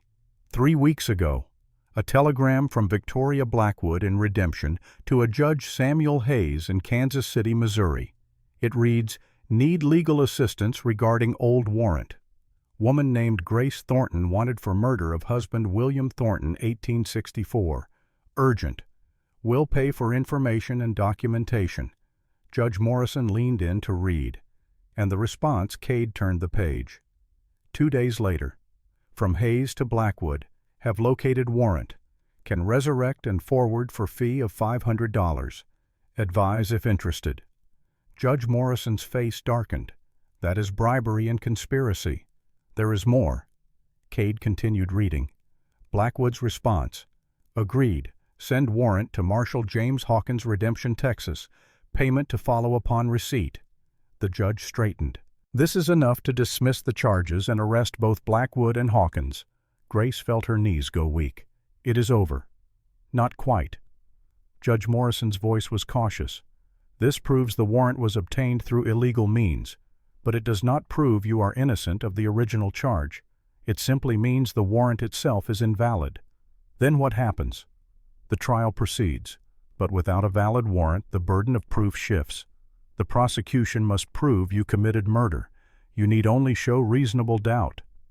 Judge Morrison looked at Grace directly. "Did you kill your husband, Miss Thornton?" "No, Your Honor. He died of typhoid fever." "So did our son. Can you prove it?" "I have sent for witnesses. A doctor, a preacher, family members who were present. But I do not know if they will arrive in time." "Then you had better hope they do." Judge Morrison closed the ledger. "I will see you both in court on Friday, and I will be issuing arrest warrants for Victoria Blackwood and Marshal Hawkins. They will be taken into custody tonight." "Thank you, Your Honor." Cade shook his hand again. As they left the courthouse, Grace felt dizzy with relief. Victoria would be arrested, the conspiracy exposed. But the judge was right. The original charge still stood. Without witnesses from Missouri, she could still hang. "We won half the battle." Cade helped her onto her horse. "Now we need to win the other half. What if my witnesses do not come?" Cade met her eyes. "Then I will testify. I will tell the judge that I have watched you work, watched you care for my daughter, watched you risk your life for others. I will tell him that in my judgment you are incapable of murder, and I will stake my reputation on it. That might not be enough. It will have to be." They rode back toward Redemption in the afternoon light. Grace felt the weight of the coming trial like a stone in her chest. But beside the fear was something else. Gratitude. Hope. And a growing certainty that whatever happened, she would not face it alone. As they crested a rise, Grace saw a stagecoach on the road ahead, traveling toward Redemption. It was an unusual sight. The stage only ran twice a week, and this was not a scheduled day. "Wonder who that is," Cade muttered. They followed the stage into town. It stopped in front of the hotel. The door opened and a woman stepped out. She was perhaps 30, with dark hair and a determined set to her jaw. She looked around, clearly searching for someone. Grace's heart stopped. "Rachel!" The woman's head snapped toward Grace's voice. Her face broke into a smile. "Grace, thank God." Grace dismounted and ran to her sister-in-law. They embraced both women, crying. Rachel held Grace at arm's length and looked her over. "You look thin. Have they been feeding you? I have been working." Grace wiped her eyes. "Rachel, I cannot believe you came. Did you think I would not?" Rachel's voice was fierce. "After I got your letter, I packed immediately, and I brought help." The stage door opened again.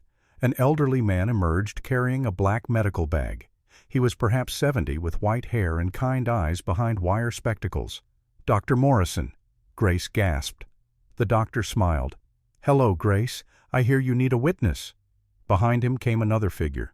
Reverend Hayes, the preacher who had buried William and Samuel. He was a thin man with a gentle face and a Bible tucked under his arm. "Miss Grace." The Reverend nodded. "I have come to speak the truth." Grace could not speak. She simply stood there, overwhelmed.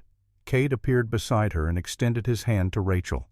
"I am Cade Mercer. You must be Rachel Thornton." "I am." Rachel shook his hand firmly. "Thank you for protecting Grace. She protected herself. I just gave her a place to do it." Rachel studied him, her intelligent eyes missing nothing. Then she smiled slightly. "Grace wrote that you were a good man." I see she was correct. The trial was set for Friday morning. The courthouse in Redemption was too small, so Judge Morrison ordered it held in the church, the largest building in town. Grace spent Thursday night preparing.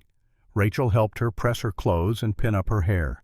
Dr. Morrison and Reverend Hayes went over their testimonies, making sure every detail was clear.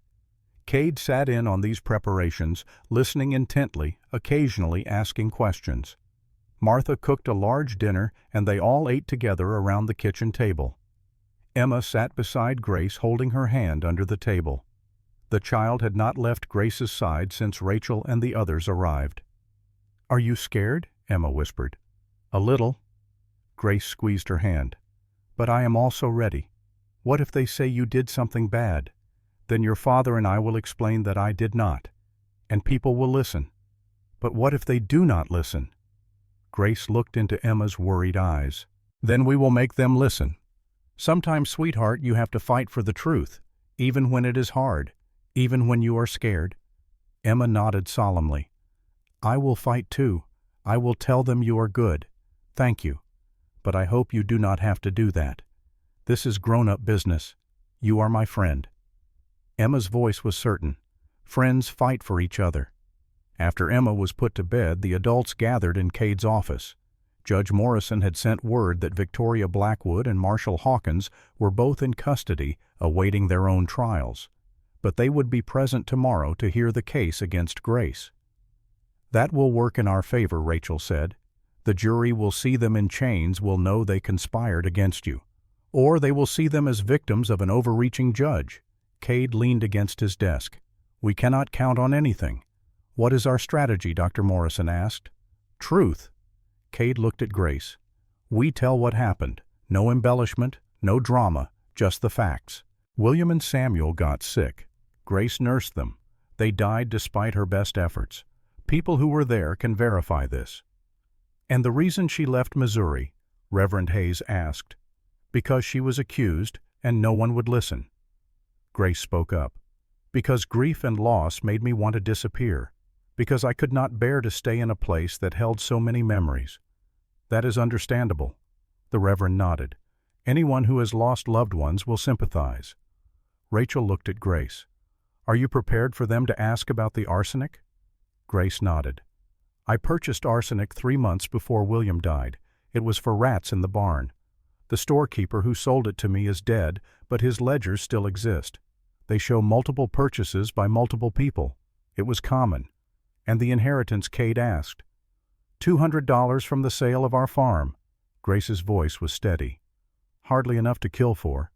And I can show where every penny went. supplies, survival, the stagecoach ticket to Texas. They talked late into the night, going over every possible question, every potential attack. When they finally dispersed, Grace returned to her room but could not sleep. She sat by her window and watched stars wheel overhead. A soft knock on her door. "Come in." Cade entered, still fully dressed. He closed the door behind him and stood awkwardly, as if unsure why he had come. "Could not sleep either?" Grace asked. "No." Cade moved to the window and stood beside her. "Tomorrow changes everything." "I know. If the verdict goes against you—" "Do not." Grace stopped him. "Do not think about that." "I have to." Cade turned to face her. "Grace, if they convict you, I will not let them hang you. You would be breaking the law. I do not care." His voice was fierce. "I have lost too much already. I will not lose you too." Grace stood and faced him. "Cade, no. Let me say this." Cade took her hands in his.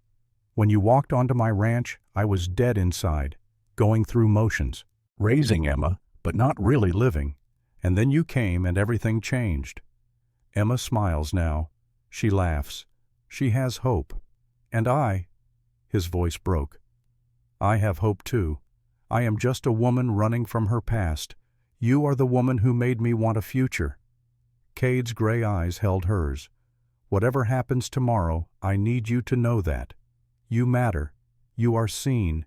You are valued." Grace felt tears spill down her cheeks. "I do not deserve this.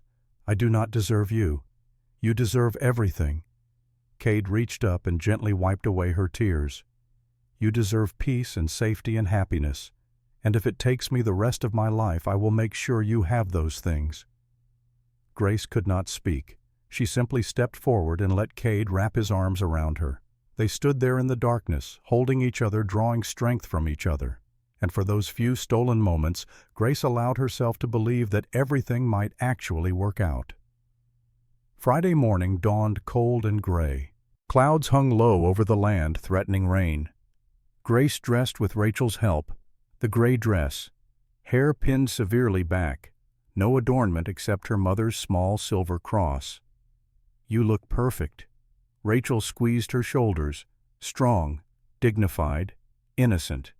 "I am terrified." "Good. Use that fear. Let it keep you sharp." They walked to the church together. Cade and Emma on one side, Rachel and the witnesses on the other. A crowd had already gathered. It seemed the entire county had turned out to watch. Inside, the church had been transformed into a courtroom. The altar served as the judge's bench. Chairs had been arranged in rows for spectators. A small table sat to one side for Grace and her witnesses. Another table faced it empty. That would be for the prosecution. Judge Morrison sat at the altar, his white hair bright against his black robes. He looked stern and impartial. Grace prayed he would also be just. Victoria Blackwood was led in wearing chains. Her once fine dress was wrinkled, her hair was coming loose from its pins, but her eyes burned with hatred as they found Grace. Beside her, Marshal Hawkins looked defeated, his shoulders slumped. The judge banged his gavel. "This court is now in session. We are here to hear the case of the State versus Grace Thornton, accused of the murder of William Thornton in Jefferson County, Missouri, in the year 1864. A murmur ran through the crowd. Grace felt Emma's small hand slip into hers. She squeezed gently. "Before we begin," Judge Morrison continued, "I must address a matter that has come to light. It appears the warrant for Miss Thornton's arrest was obtained through illegal means. I have evidence that Victoria Blackwood of this town conspired with a judge in Kansas City to fabricate or resurrect an old warrant for the purpose of persecution rather than prosecution." The crowd gasped. Victoria's face went red. "That is a lie." Silence. Judge Morrison's voice cracked like a whip. "Mrs. Blackwood, you will have your day in court. But today we are here to determine the truth about Grace Thornton, and we will do so based on facts, not fabrications." He turned to Grace. "Miss Thornton, how do you plead to the charge of murder?" Grace stood. Her voice was clear and steady. "Not guilty." Your Honor. Very well. Judge Morrison looked around the room. Who speaks for the prosecution? An uncomfortable silence. Then a man stood from the back. He was a lawyer from the county seat hired by someone to see this through. His name was Thomas Bradford, and he looked deeply unhappy with his assignment. I do, Your Honor, but I must state for the record that I have reviewed this case and find the evidence severely lacking. Nevertheless, the charge has been made and must be answered. Proceed with your case. Bradford called his first witness, a woman from Missouri who claimed to have known Grace.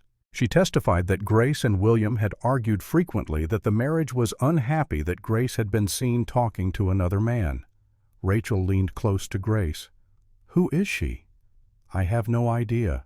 I have never seen her before in my life. When it was Grace's turn to cross-examine, Cade stood. Your Honor, may I question this witness? You are not a lawyer, Mr. Mercer. No, but I am a man who knows when he is hearing lies. Cade faced the woman. You say you knew Grace Thornton in Missouri? Yes. What town? Jefferson City. Grace never lived in Jefferson City. She lived in a homestead 15 miles outside of town. So how exactly did you know her? The woman faltered. I saw her in town sometimes. How often? Once or twice. And based on seeing her once or twice, you can testify to the state of her marriage. I heard things. From whom? The woman glanced toward Victoria. Just people. Cade leaned forward. How much were you paid to come here and lie?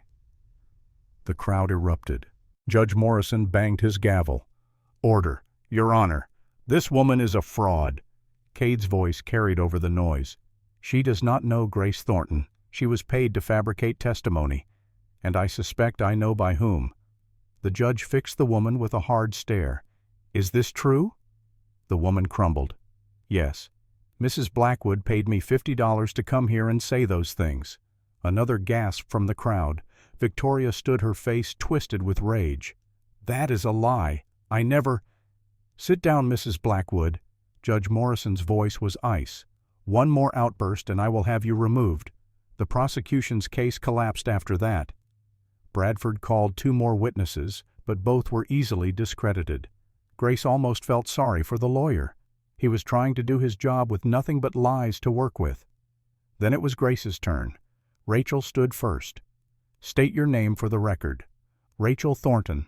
I am the sister of William Thornton, Grace's late husband. You were present when William died. I was. Rachel's voice was strong. I lived 20 miles from their homestead. When William and young Samuel took sick, Grace sent word. I came immediately. What did you find?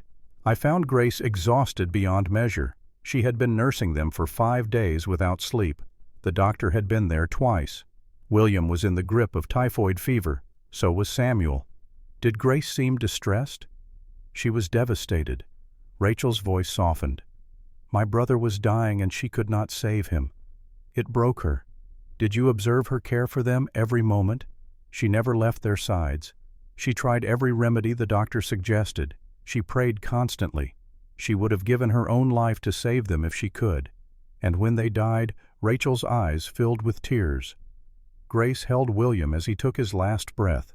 She sang to Samuel until he stopped breathing. Then she collapsed. I thought we would lose her too. Thank you, Mrs. Thornton. Cade sat down. Dr. Morrison was next. He testified about the symptoms, the treatment, the inevitable progression of the disease. He produced his medical records, carefully preserved for 11 years, showing every visit, every prescription, every observation. There was no poisoning, he said firmly. This was typhoid fever, pure and simple. And Grace Thornton did everything humanly possible to save her family. Reverend Hayes followed. He spoke of Grace's character, her faith, her grief. He described the funeral, how Grace had stood beside 2 graves and seemed carved from stone, her pain too deep for tears. By the time the Reverend finished, half the women in the church were crying. Even some of the men looked moved. Finally, Grace herself took the stand. Judge Morrison looked at her kindly. Tell us what happened, Miss Thornton. In your own words. Grace took a breath. Then she spoke. She told of the happy years with William, the joy of Samuel's birth, the ordinary struggles of homestead life. Then the terrible week when fever came. I tried everything. Grace's voice broke, but she forced herself to continue. The doctor came. He gave us medicine. We tried cold baths to bring down the fever. We tried warm broths to keep up their strength. Nothing worked. What happened after they died, I buried them. Grace wiped her eyes. Then people started talking, saying I had killed them, saying I wanted the farm. But there was no farm, just 100 acres of hard ground and a cabin that held too many memories. I sold it for enough to survive, and I left. Why not stay and clear your name? Because no one would listen, because I was too broken to fight, because every day in that place was agony. And you came to Texas, I came to disappear, to find a place where no one knew me, where I could work and survive and maybe someday stop hurting so much. Did you murder your husband, Miss Thornton? Grace looked directly at the judge. No, Your Honor.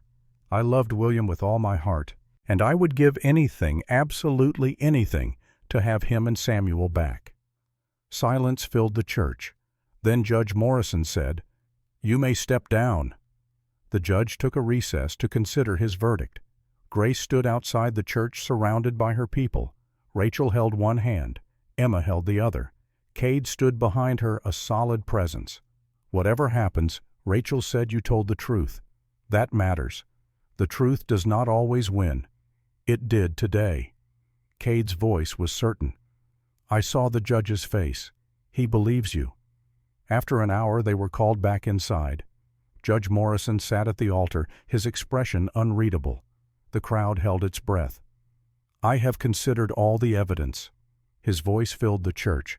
"I have heard testimony from credible witnesses. I have reviewed medical records and legal documents, and I have listened to the accused speak in her own defense."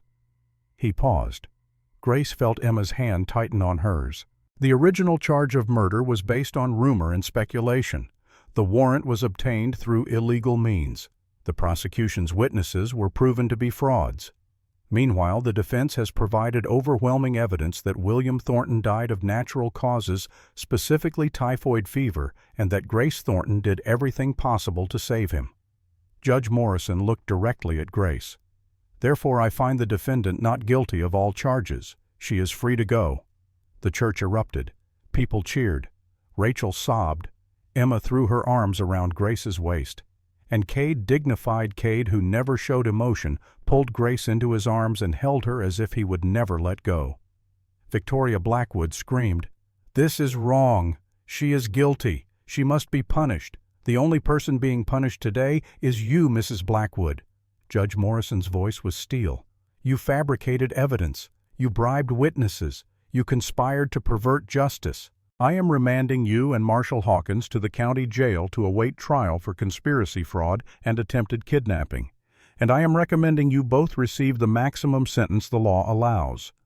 Guards led Victoria away, still screaming. Marshall Hawkins went quietly defeated. Grace watched them go and felt not triumph, but sadness. Two people had destroyed themselves through greed and jealousy. Outside, the celebration continued. Rebecca Foster hugged Grace. The townspeople who had doubted her now came forward to apologize. Daniel and his father shook Cade's hand. Dr. Morrison and Reverend Hayes prepared to return to Missouri, satisfied that justice had been served. Rachel pulled Grace aside. "So, what now, I do not know." Grace looked toward Cade, who was talking with Emma. "I suppose I keep working at the ranch." Rachel smiled. "Just working?" Grace blushed. "I do not know what you mean." "You love him. It is written all over your face. It does not matter. He may not feel the same." "Grace," Rachel took her hands, "I watched him in that courtroom, the way he fought for you, the way he looked at you. That man loves you. The question is, what are you going to do about it?" Before Grace could answer, Cade approached. "Miss Rachel, would you mind taking Emma for a few minutes? I need to speak with Grace privately." "Of course." Rachel took Emma's hand. "Come on, sweetheart. Let us go look at the pretty windows in the church." When they were alone, Cade took Grace's hand and led her away from the crowd. They walked to the edge of town to a small rise that overlooked the valley. The sun was breaking through the clouds, turning the landscape gold. Cade was silent for a long moment. Then he said, "You are free now. Free to go anywhere, do anything. You could return to Missouri, start fresh somewhere else. No one would blame you if you wanted to leave this place and all its bad memories behind. Is that what you want?" "For me to leave, no." The word was fierce. "But it is not about what I want. It is about what you deserve." "What do you think I deserve, Cade?" He turned to face her, taking both her hands. "You deserve a life without fear, without accusations, without having to constantly prove your worth. You deserve peace. I have peace. Here, with you and Emma." "Grace," his voice was rough, "I need to say something and I need you to let me finish before you respond." "All right." Cade took a breath.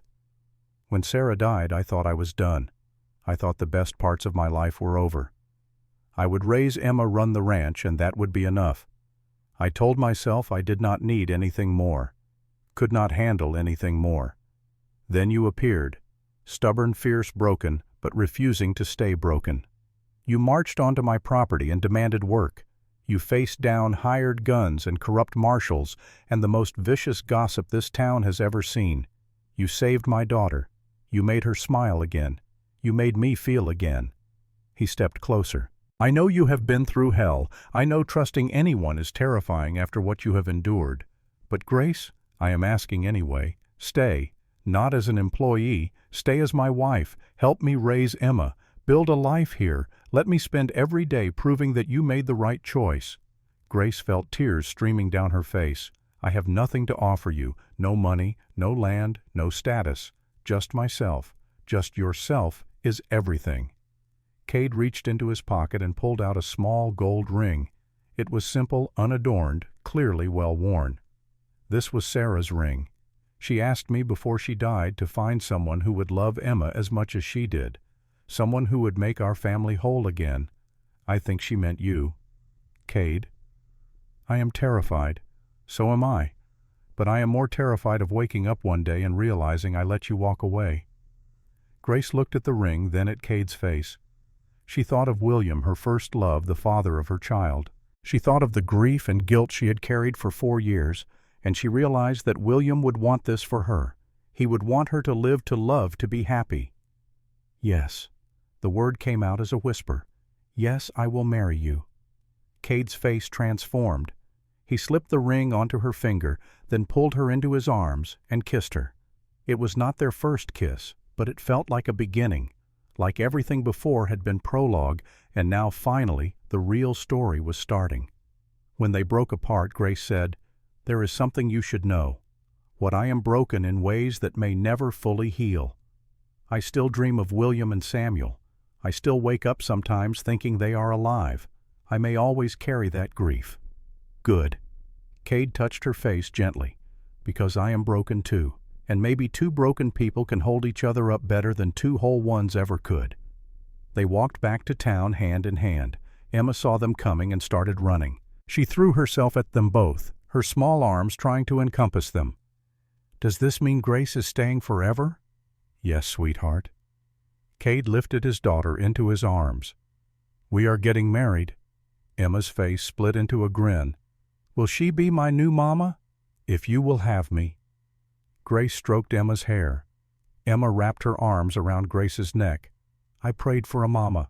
I did not think God was listening, but He was. He was sweetheart." Grace felt her heart closed and guarded for so long finally opening fully. He was listening the whole time. In the weeks that followed, Victoria Blackwood and Marshall Hawkins stood trial for conspiracy fraud and attempted kidnapping. Judge Morrison presided. The evidence was overwhelming. Victoria received 5 years in prison. Hawkins received 3 years and permanent dismissal from law enforcement. Kane and his men never returned. Without Victoria's money, they had no reason to stay. Word spread that Kane had been seen heading toward New Mexico, still limping from an old injury. Grace settled into life at the ranch with the easy confidence of someone who had finally found where she belonged. She worked beside Martha, taught Emma to read, and rode the property with Cade, learning every corner of the land that would be hers. And one evening, As they watched the sunset from the porch, Cade asked her to marry him, properly this time, with Emma's blessing and a ring that fit.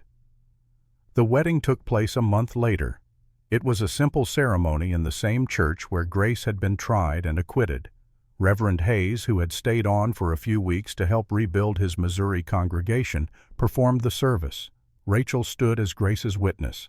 Silas stood for Cade. Emma insisted on being the flower girl. She took her role very seriously, walking down the aisle with grave dignity, scattering petals from Martha's garden. When she reached the front, she stood between Grace and Cade, holding both their hands. The entire town attended. Rebecca Foster cried through the whole ceremony. Daniel and his father sat in the front row. Even Judge Morrison, who had developed a fondness for the case that had tested his wisdom, made the journey from Anderson. "Do you, Cade Mercer, take Grace Thornton to be your lawfully wedded wife?" Reverend Hayes's voice was warm. "I do." Cade's eyes never left Grace's face. "From this day until my last day."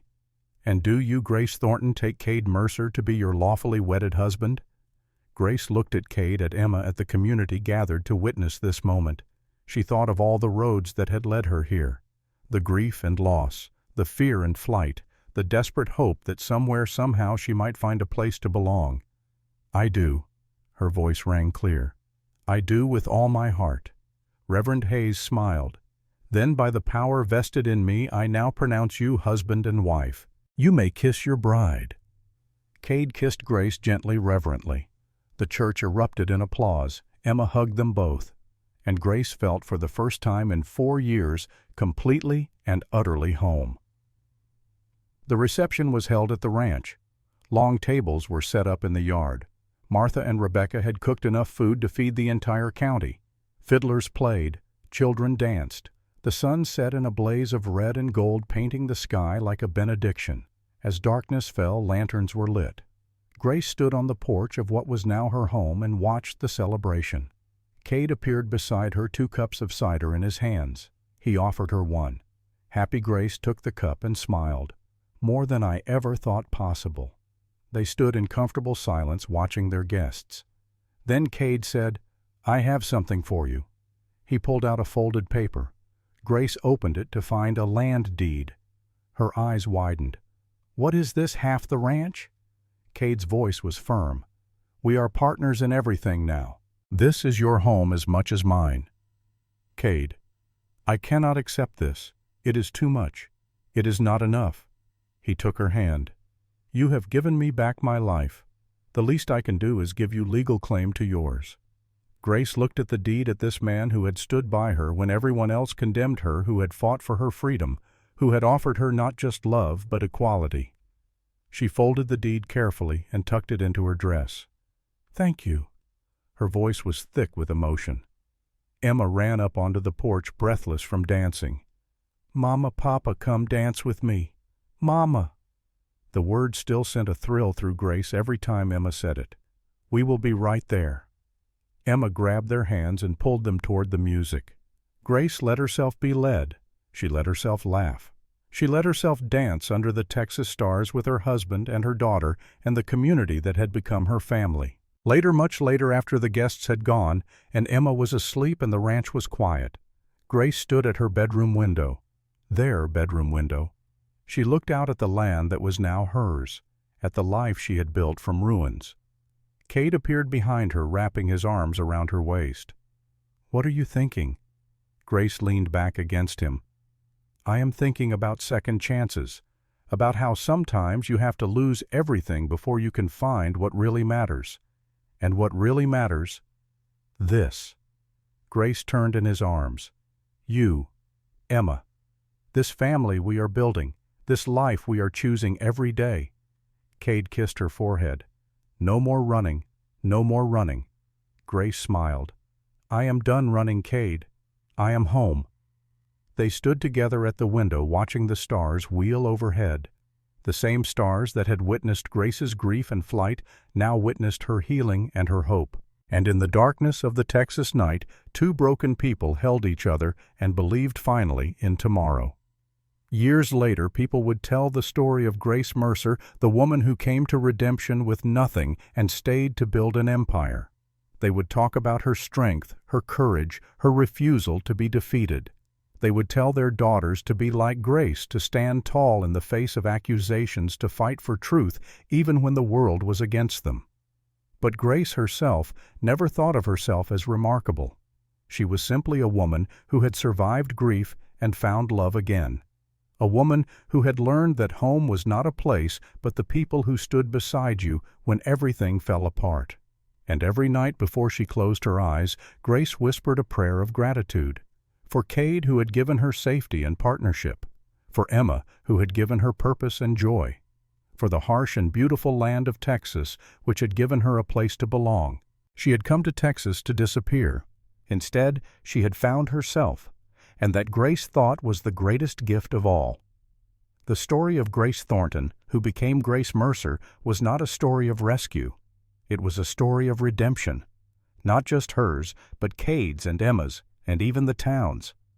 Because sometimes the person you save ends up saving you right back. And sometimes, when you have lost everything, you discover that everything you truly need has been waiting for you all along.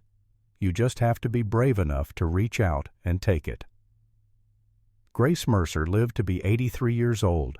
She saw her ranch grow into one of the most prosperous in Texas. She raised Emma and watched her become a strong, confident woman who carried on her mother's legacy of courage.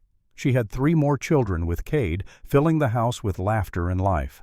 And every year, on the anniversary of William and Samuel's deaths, she laid flowers on a small memorial she had built on the ranch. She never forgot her first family, but she had learned that the heart is infinite, that love does not diminish when shared, that you can honor the past while embracing the future. When Grace died, the entire county came to her funeral. Judge Morrison, ancient and white-haired, delivered the eulogy. He spoke of a woman who had faced injustice and emerged victorious. A woman who had turned accusations into advocacy, creating a network that helped other women facing false charges. A woman who had transformed a ranch into a refuge. But Emma, now a grown woman with children of her own, had the last word. She stood before the assembled mourners and said simply, "My mother taught me that strength is not the absence of fear. It is the choice to act despite the fear. She taught me that family is built on love and loyalty, not blood. And she taught me that no matter how dark the night, dawn always comes if you are brave enough to wait for it." Grace would have liked that, because in the end, that was what her story had always been about, waiting for dawn. And when it came, having the courage to step into the light.